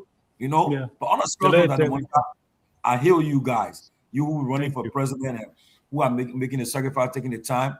I give you all the blessing. I pray that God will show you that somebody will come your way. Somebody will come your way. You'll get our money to make a difference. Because I know you have the money. You make a difference. You make a lot of noise in that country. You do a lot of stuff. Because look, I will not call names, but somebody was riding with they were going to Ghana. This trade president made of Ghana. Person on the plane with the president. They want a commercial flight.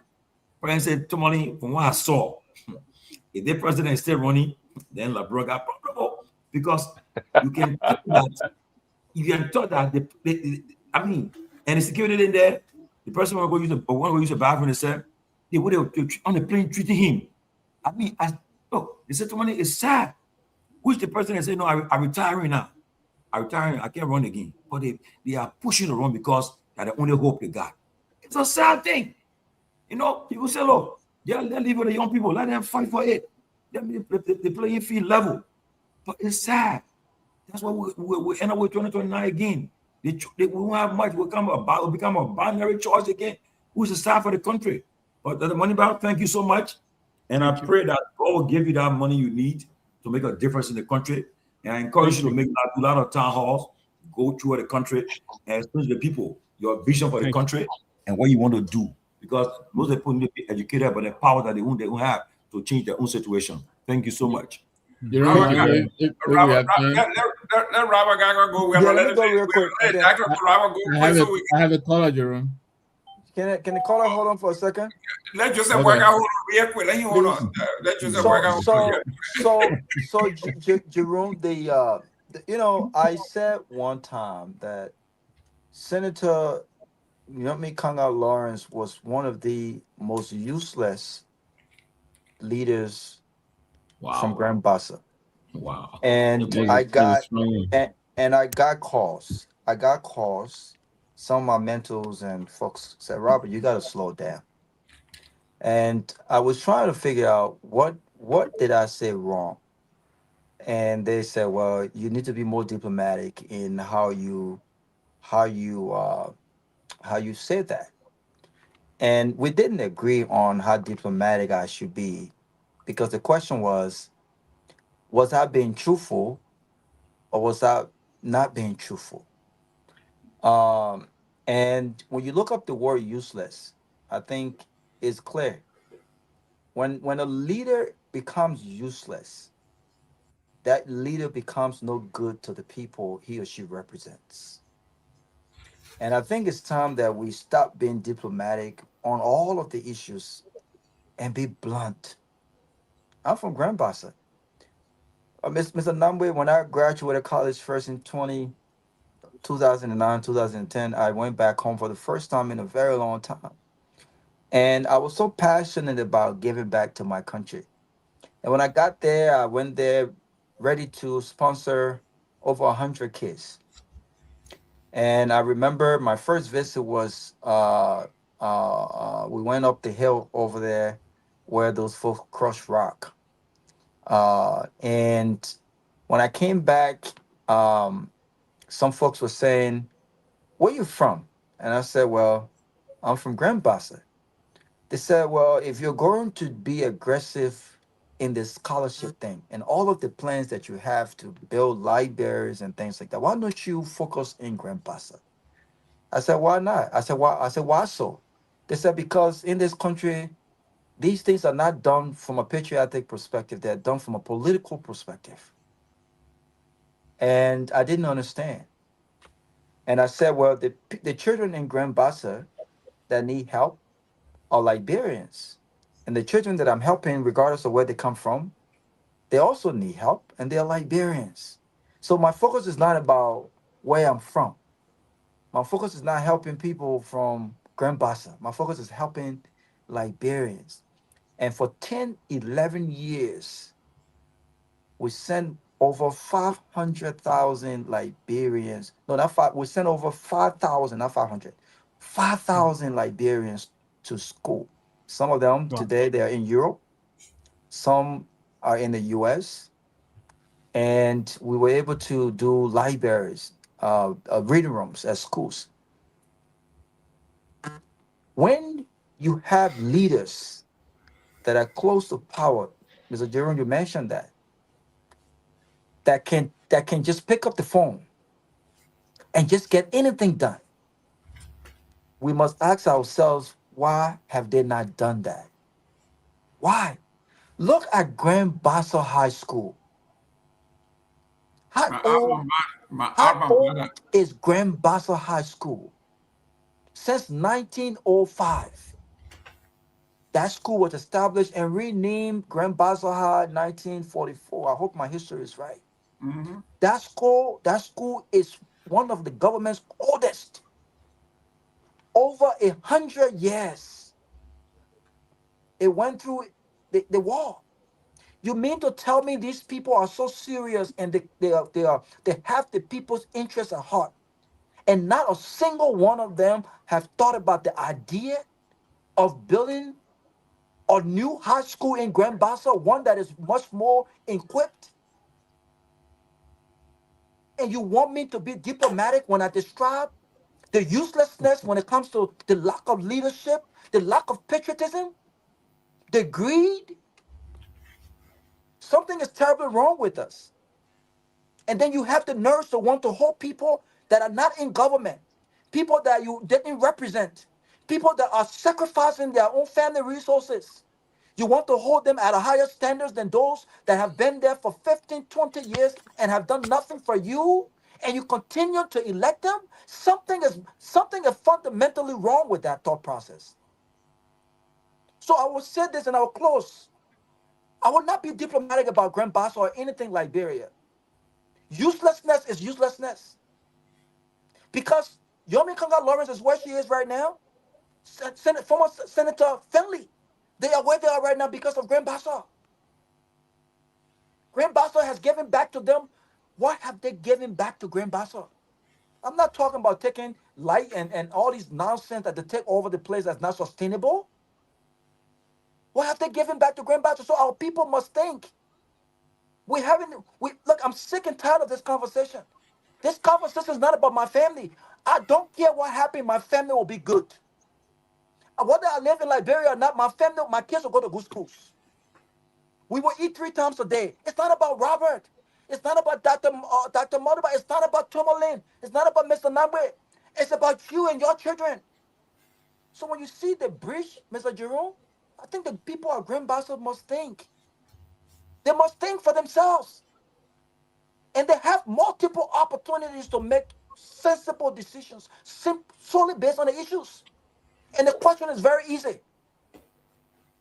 Have these people represented them, or have they represented themselves and their own families? Because Senator Lawrence, our kids are in the U.S., they're going to school. You see them on vacation every day. She comes on vacation, she sees them every day. The people in Grand Bassa, what are they doing?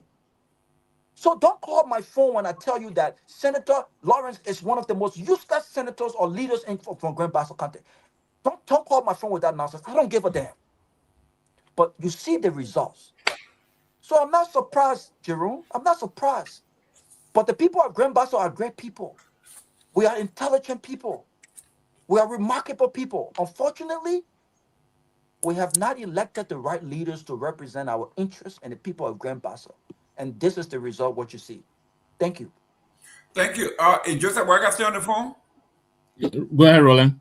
Oh, Roland. Okay, Roland. I'm Boyka. Okay. I think Brother Gayman is so obsessed with Joseph Boyka that he will be calling everybody Joseph Boyka. Yeah, Joseph Boyka. I want to say good evening to all of you guys and happy belated Father's Day. I just want to say to Brother Clarence, Dr. Moniba, thank you for coming and always showing up on the show on our closing argument. The last time we met, I think it was that night when they called you here in Tucson, Arizona, to tell you about the passing of your dad. And some who've been knowing you for a very long time. But, I have 2 questions for you. The first question is that, what is your political ideology? Are you a Marxist? Are you a liberal? Are you a socialist? Are you a social democrat? Who are you? Who is Clarence Moniba? What is your political ideology? Because after you become president of the Republic of Liberia, you're going to become on the international scene. Who are you going to be hanging out with? Liberals, socialists, Marxists? Or yes, that's my first question. And my second question is that, are you willing to collaborate with, let's say, Musa Assambelete to go number 2 on the ticket, or work with him thoroughly so we can take over Liberia and change the face of our country? Thank you. Thank you. Thank you. And yes, you remember that. That's a very long time and very hurtful time. Yeah, in Tucson, I had just gotten there to see my cousin when I got the call that my father had passed away. Well, I actually called my mother and told her, I said, your husband doesn't know how to pick up phones. I've been calling him all day. He hasn't picked up. She said, me, myself, not knowing he had already passed. And so, because I talk to my mother every day now, and God bless her. She's a beautiful, strong woman, is how I also talk to my father. So yeah, that was a very difficult time in Tucson. So very long time we've been knowing each other and interacting with each other. Like I said, I'm open to. I had a very good conversation and positive conversation with Honorable a few weeks ago. We are good friends. We even met each other a couple of days ago as well. Last Friday, actually, we're at the same event, and we had some time to talk privately.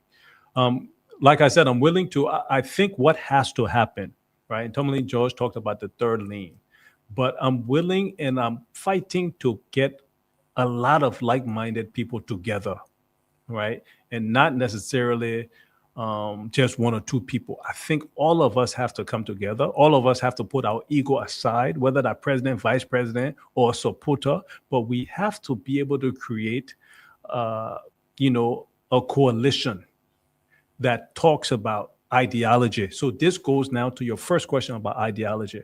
If I'm answering that question, I would literally say I will be willing to talk to anybody who is willing to help build Liberia.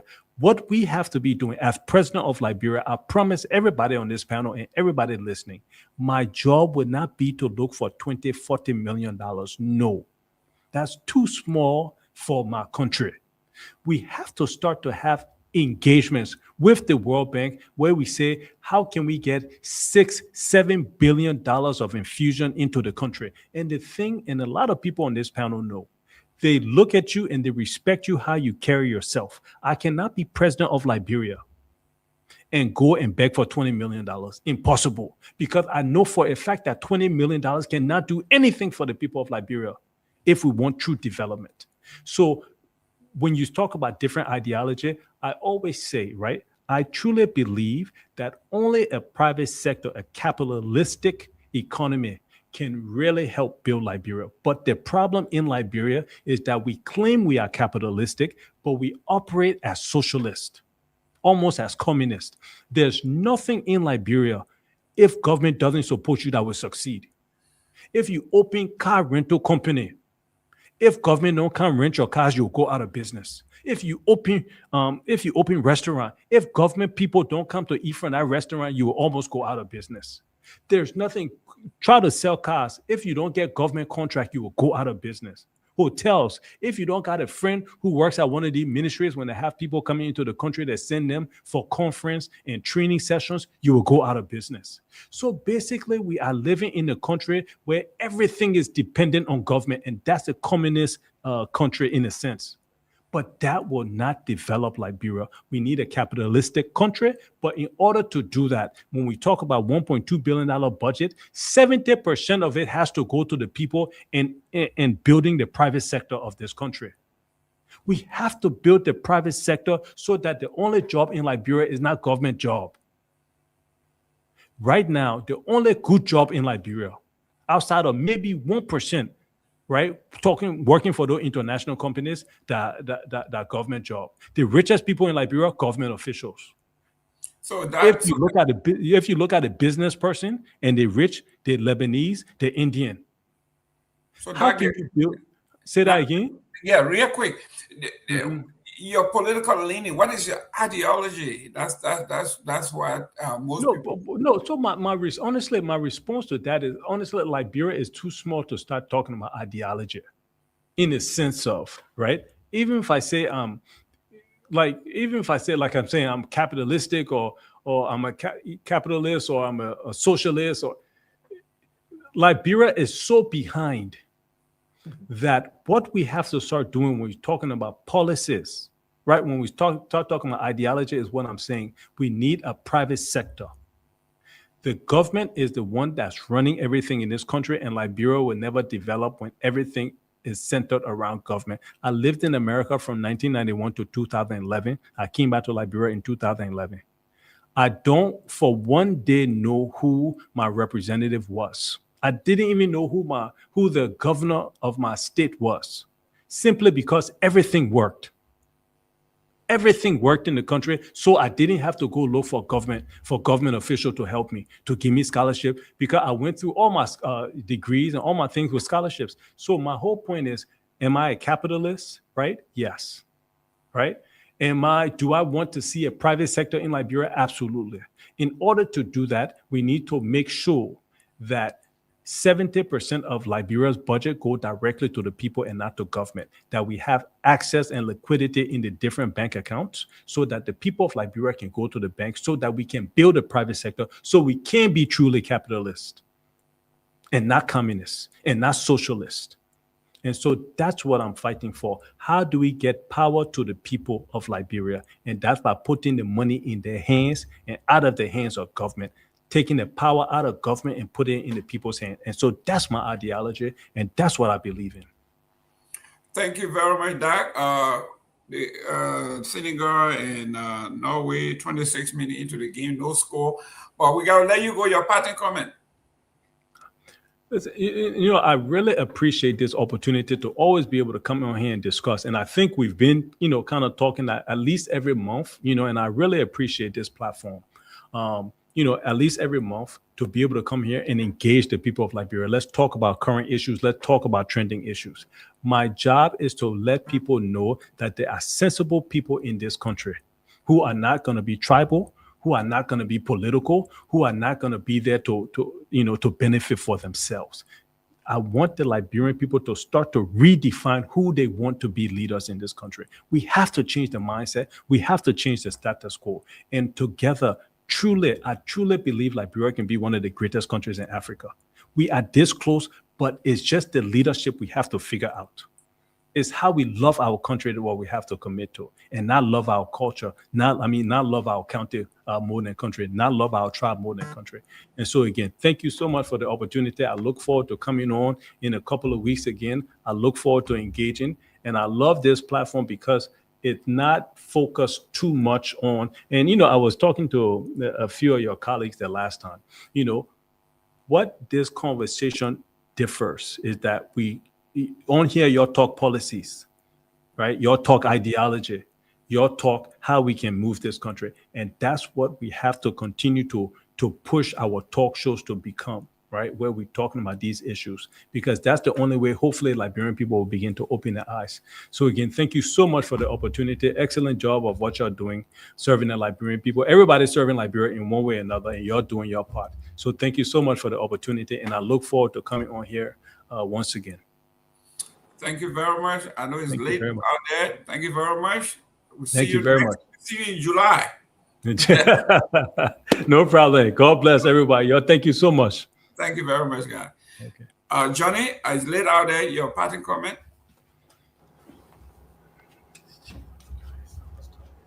Thank you, Mr. Gayman. And I just want to talk a little bit about the Grand Bassa issue. Grand Bassa receives $1.5 million every year from Meta. Is it 1.5? No, 1 million. 1 million. Sorry, 1 million. From every year from Meta, 1 million every year. The Makane receives 1.5, and Bonkane gets 500,000. Why would Grand Bassa receive $1 million from Master Meta in social development, whatever, and that thing you're showing over the bridge? Is that why you should pay for people? But you didn't you didn't even include the lack of social development, palm-based social development. That's what I'm saying. So all these small concessions that are in Buchanan that have been there for the last 15 years or more, giving money to Grand Bassa County. You go to Grand Bassa, you will not see it anywhere. You will not know that Grand Bassa is a place where almost like 3 or 4 foreign companies are working and making some contribution to Grand Bassa County. Like my brother Robert said, our people are just very, very, very corrupt. They just insensitive to what the people need to get.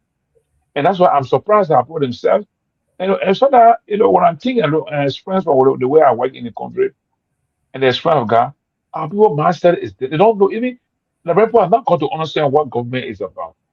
From my experience in the 15 countries in the rural community. Sometimes when we are talking to them and telling them what their rights are, what their obligations are, it can sound so strange to them as a government and they're on the platform. They say, "Oh, is that true, Johnny?" I say, "Yes.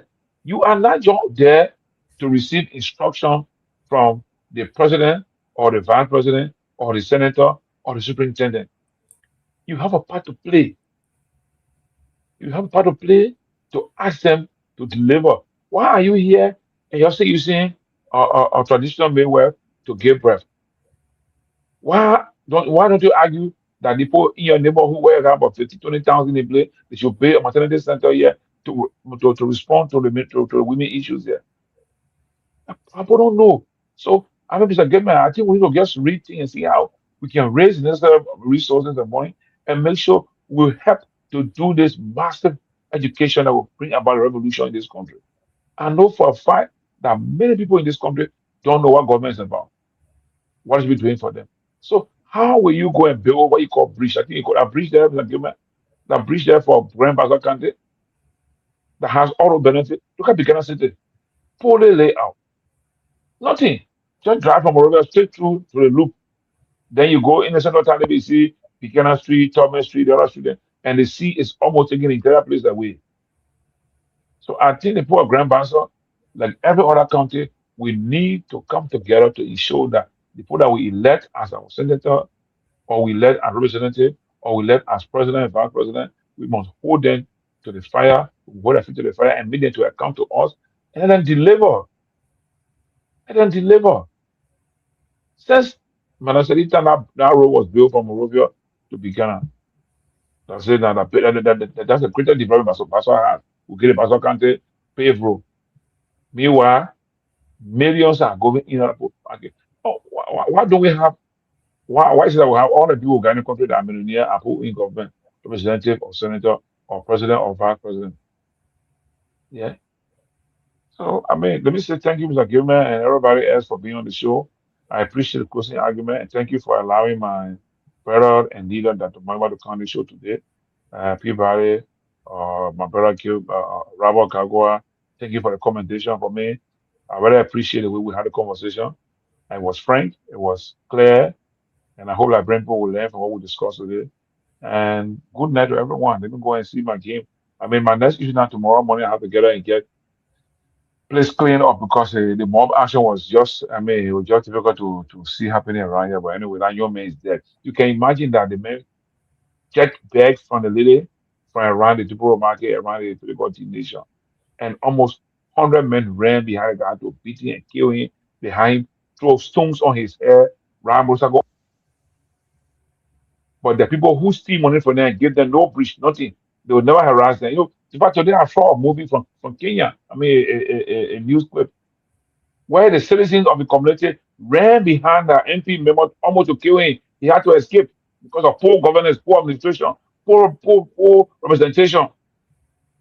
But for us in Liberia, we've not gotten that enlightenment yet to know that our senators and representatives need to give account to us. They are our direct representatives. They are our deputies. You understand? Now, Paul, maybe know he stole the bill and came up. If you compare the situation, right? Let me just want to beg. That's true. He committed a crime. They should not have beaten him, arrested him, and taken him to the police. Maybe because, oh yeah, they're too tired with the thing. But if you try with theft, those are causing all the real harm. You can imagine, I went to the hospital a few weeks ago. They had the lady on oxygen. The lady told the nurse not to put the oxygen on her because she had hearing that in GFK. Because she knows she will pay. Don't say no, let it be so. We got money. I got nobody to give money to give me money. Don't put the oxygen now. Let it be so. I said, well, man, if they want oxygen on you, you will die. She said, but let me die. I got money. I mean, I felt so sad. I asked the nurse, can you put it that? How much it costs to put it in there? She said, I don't know. I gotta go as they put it over there. Okay, keep it on. I will find somebody who can help to pay for the woman. She refusing oxygen because she doesn't have money to pay. In GFK, that was my true experience I had there in GFK on the wall when I want to go see somebody else there. Don't put a thing on me that you know that I'm not going to pay.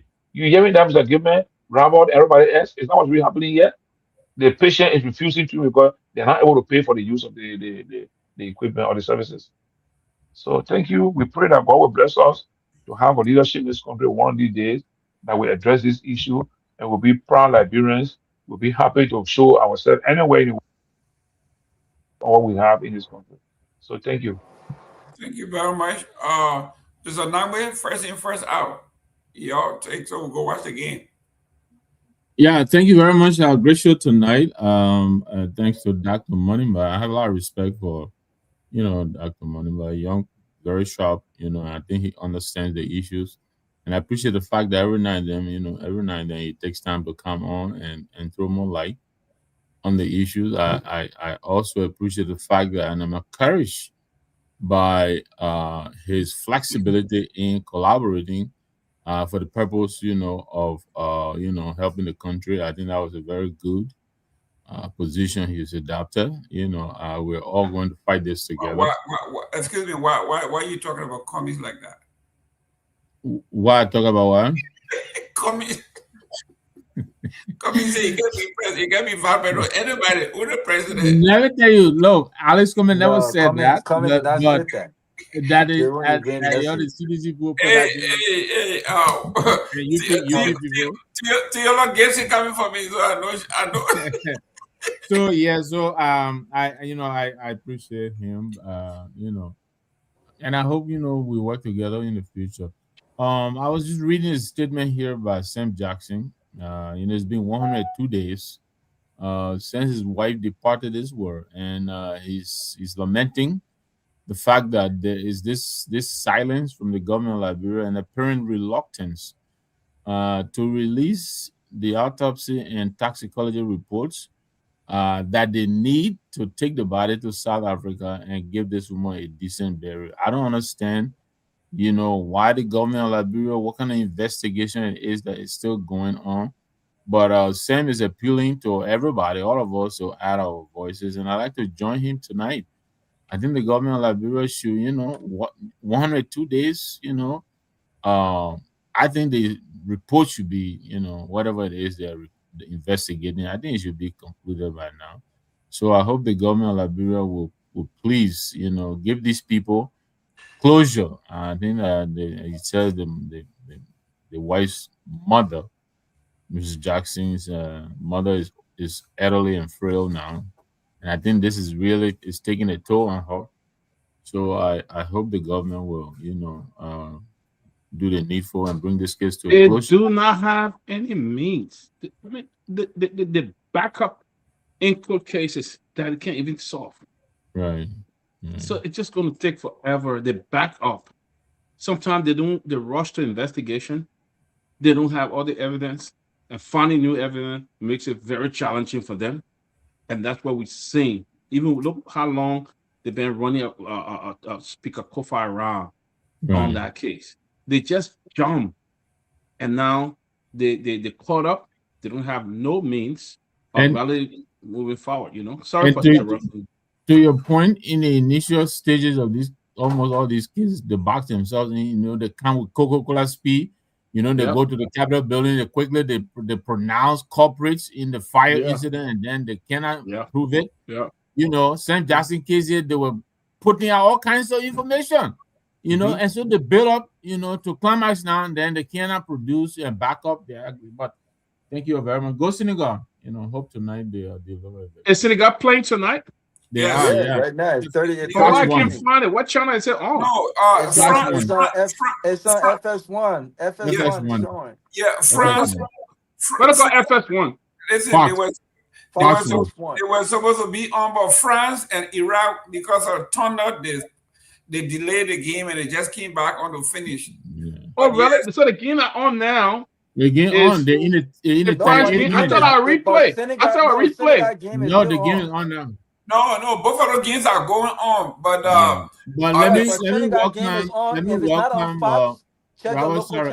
let me welcome back Tomalin Judge. I didn't know how serious this was. I just thought you had the flu and stuff like that. I didn't know you were admitted, my brother, but I'm glad you're back. You look stronger. I'm glad you're back, and welcome back. Happy birthday to Sylvester Pewee. Wherever he is, I hope he's having one on me, and let him pay for it. I'm offering it to him, but happy belated Father's Day to you all. Happy to you, Pewee, they say you bend the elbow at your own expense at the hard table. I call it hard table or hard chair. Hard table.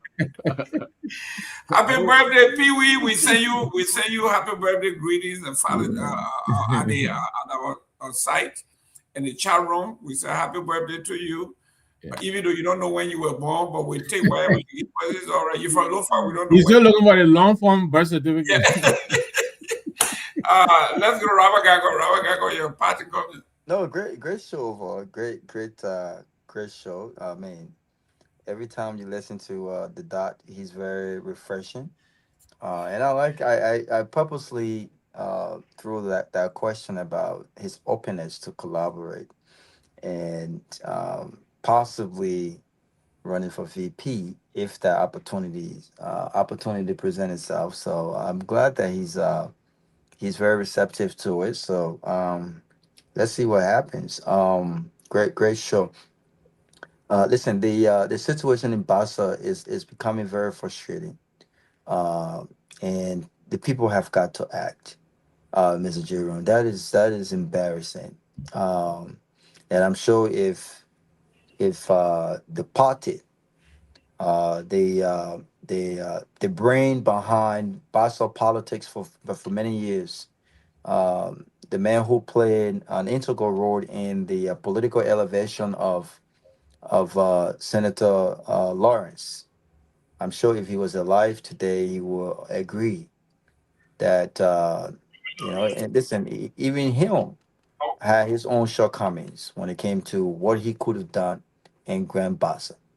But the circumstances surrounding his leadership under the George Charleston administration, those circumstances no longer exist now. And I believe that Senator Lawrence, Senator Finley, and others who have cemented their names in Liberian politics has done that because of the people of Grand Bassa County. They have entrusted representation in their hands. And I think they must sit back and ask themselves, have we done justice to our own people? Have we done that? Have we done what we were supposed to do to try to make life a bit easier for our people? Have we done that? I cannot be that cruel. I cannot sit and watch my own children eat 3 times a day, have the opportunity to be given everything that they want in this life, only because the very people, the poor people of Bassa, afforded me that opportunity. I can understand if Senator Laura was making money and she was a corporate woman doing all these things on her own. I can understand that. But Senator Lawrence and Finley and the other people, they are who they are today because of the people of Grand Bassa. Those poor voters, they have entrusted them. What have they given back to them? What have they given back to them? So this is something that they must think about. And we cannot be diplomatic about these things no more. We have to be blunt and honest about it. They've shown to be very inept. They've shown to be very incapable. There are many adjectives we can use here. But all of that falls down to being useless. They need to step up. They need to step up. They need to step up. What would be their legacy from Grand Bassa, Mr. Jerome? What do you think the legacy as a Grand Bassa man, if you sit many years from now, what would be Senator Lawrence Finley and the other folks who Grand Bassa have entrusted? What would be their legacy to the people of Bassa? What can they say they've done? Because Grand Bassa High School is over 100 years old. How much money do you need to rebuild a high school of this century? What's the hospital in Grand Bassa that was built recently? What's the hospital there? What's the technical school there? We can't be diplomatic about these things. And what frustrating the most is the very people that you try to help are the people who hold you at a higher standard than the people that they've elected. We got to do better. We got to do better. But unfortunately, the story of Grand Bassa is the story of Liberia. Because this is not unique to Grand Bassa County. Every county in Liberia has gone through the same thing Grand Bassa is going through. The lack of patriotism and the lack of representation from the leaders. We've got to do better. Great show, and it's good to be back on. Thank you. Thank you very much. First in, first out, Honorable Peabody. Your closing, your great show always, guys. Wonderful show. My respect for Dr. Moniba. Dr. Moniba is such a great person. I had the opportunity of visiting him at his home in around the EFWA Junction area, and we had a very good conversation. Very great conversation. at his home. I mean, just great guy. That's all I can say. He's such a great person. Very good to be around, man. He's so friendly. He would keep you laughing and talking and discussing. But he's a good guy, wonderful, but great show, guys. What And were you guys drinking while y'all were talking? we Did you see actually that just part? drank water. That's why I told you. I said the next time we'll elevate the water to something else. We just drank Yeah, the water. Reverend. Listen, this is my Yeah. favorite Reverend yet, man. I can enjoy that. You know, you just elevated the water. So I thought the next time we'll elevate the water to something else. But guy, look, great show. It's a lot happening in Liberia. Like Mr. Nagbe said, the government is back up. They can't deal with the cases because they don't have the evidence.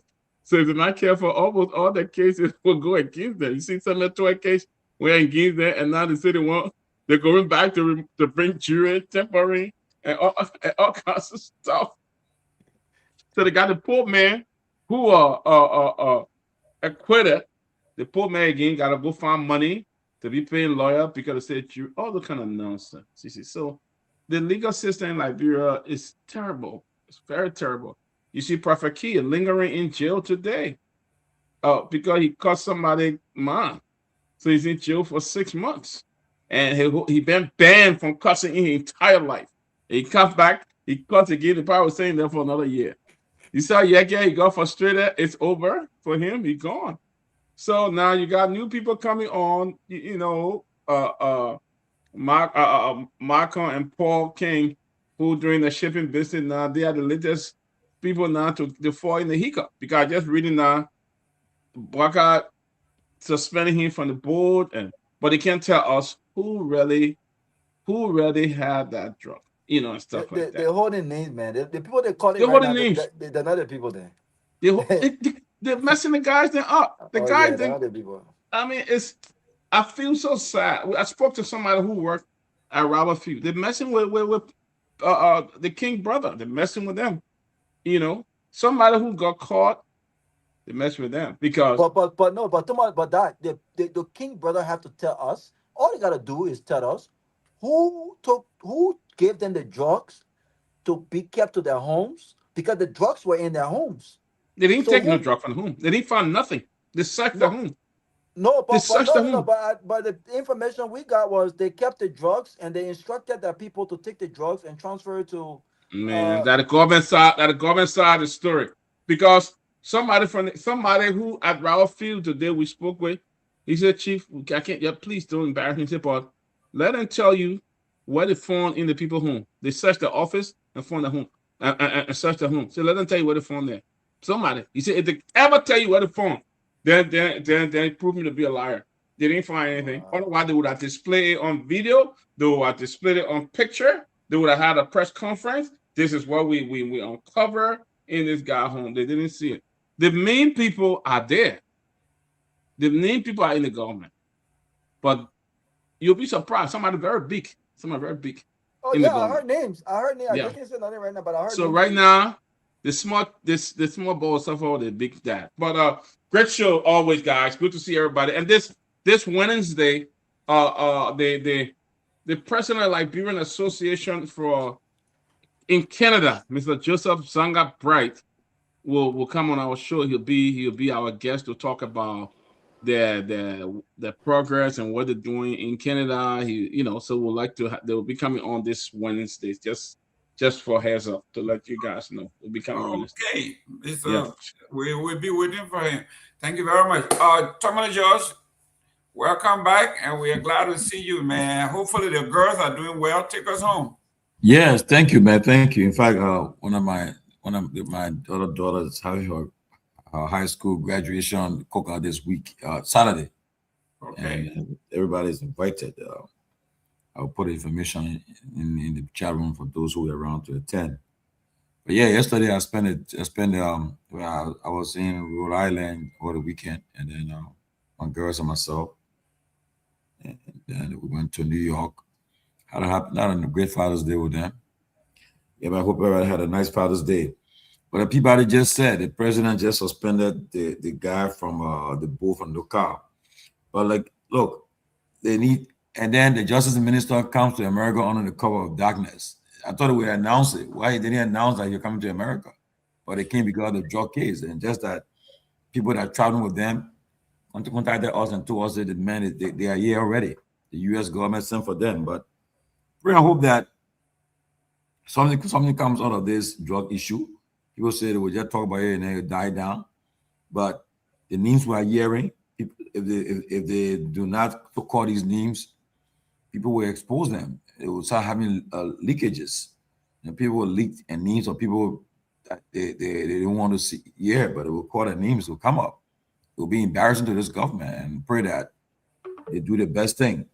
But President Boga wants his government to be entangled in drugs and bring his government down. It's up to him.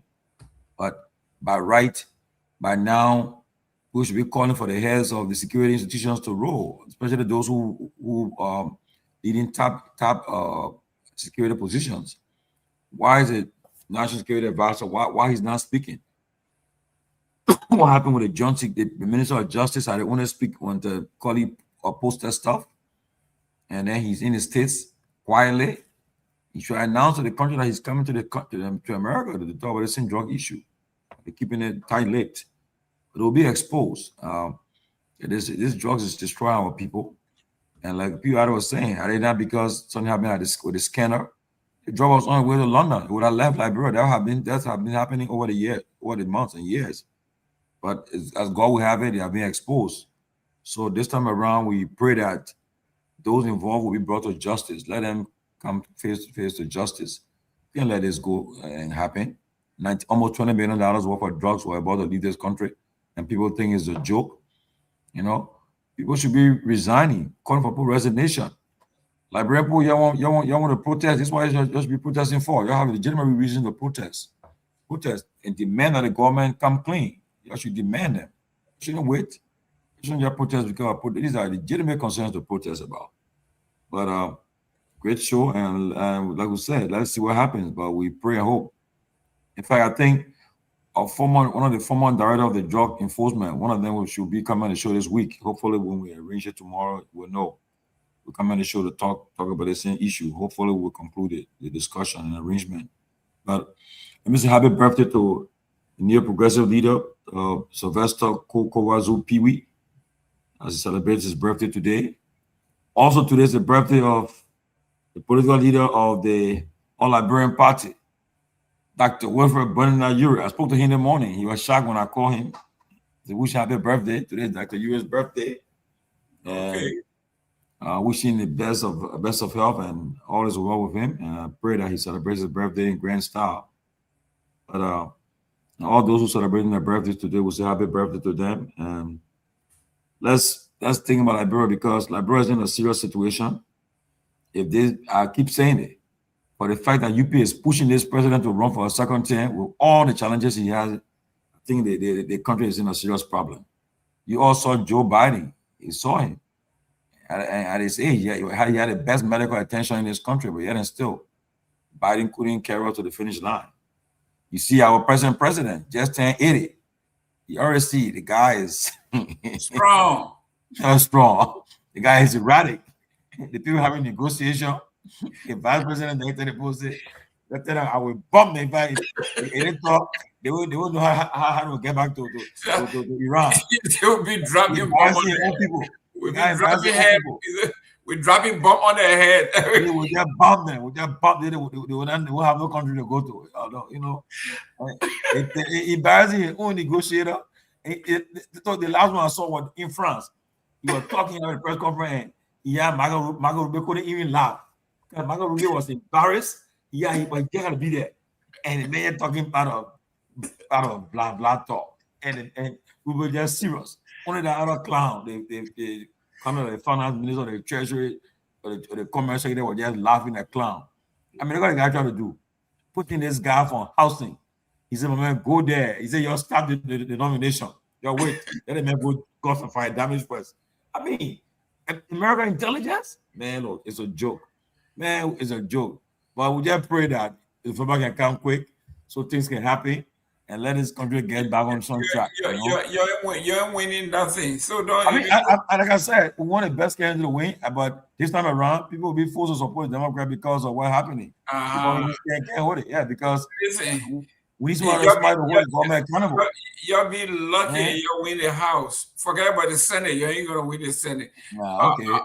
But you're trying to take away $1 million from the states because they're not giving you voter roll and all of that. It just came out today.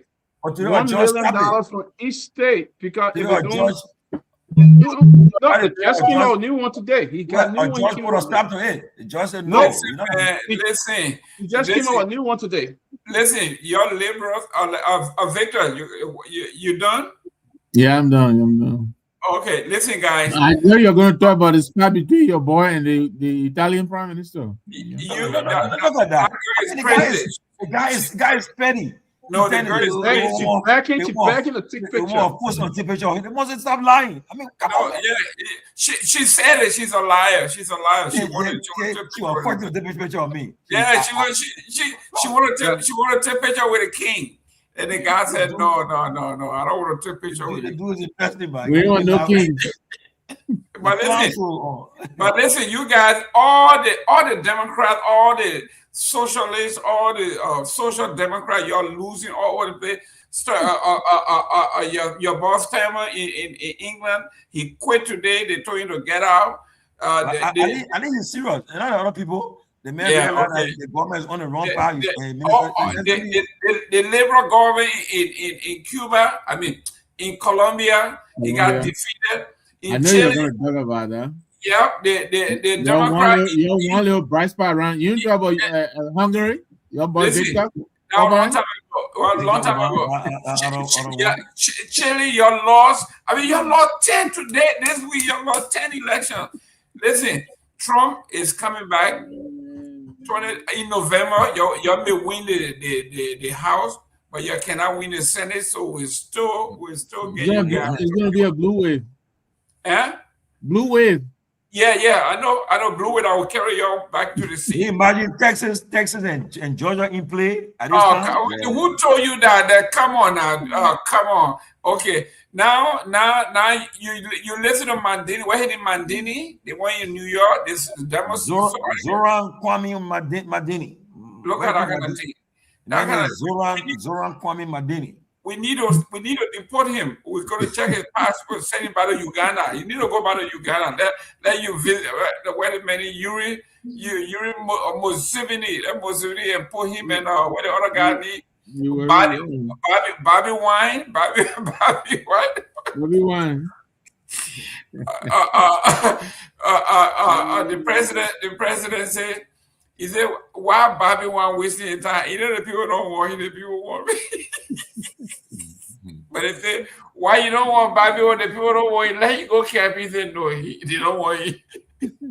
Well, ladies and gentlemen, we had a great show. Let's do this tomorrow. I'm upset because at the end of the first half here, Senegal got allowed. The Senegalese defender. They score on Senegal? Yeah, 1-0, man. 1-0. Senegal, right?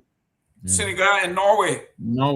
Senegal too. Yes, Senegal keep scoring at that. You know what happened is. I was hearing in the room that the Senegalese team, disorganized, totally disorganized. Just imagine they went to the African Cup of Nations. They didn't pay their money for making the final and winning. They didn't pay their money. Their World Cup travel, they had not paid them. They had not compensated them. I mean, the guys. They left the chef behind. And talking about it, let me say this: those that criticizing Team we are, even the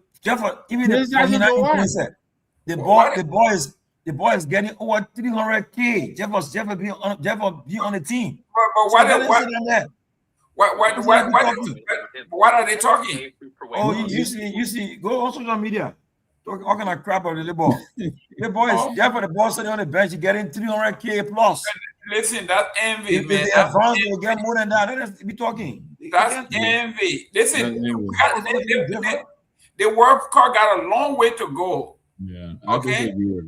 Like the coach said, it is chemistry and guys that play together, right? Mm-hmm. When they're winning, you don't want to mess with the winning strategy. Let it keep going. Team is a good player, and I can tell you, team was scoring the World Cup. The team is scoring the World Cup.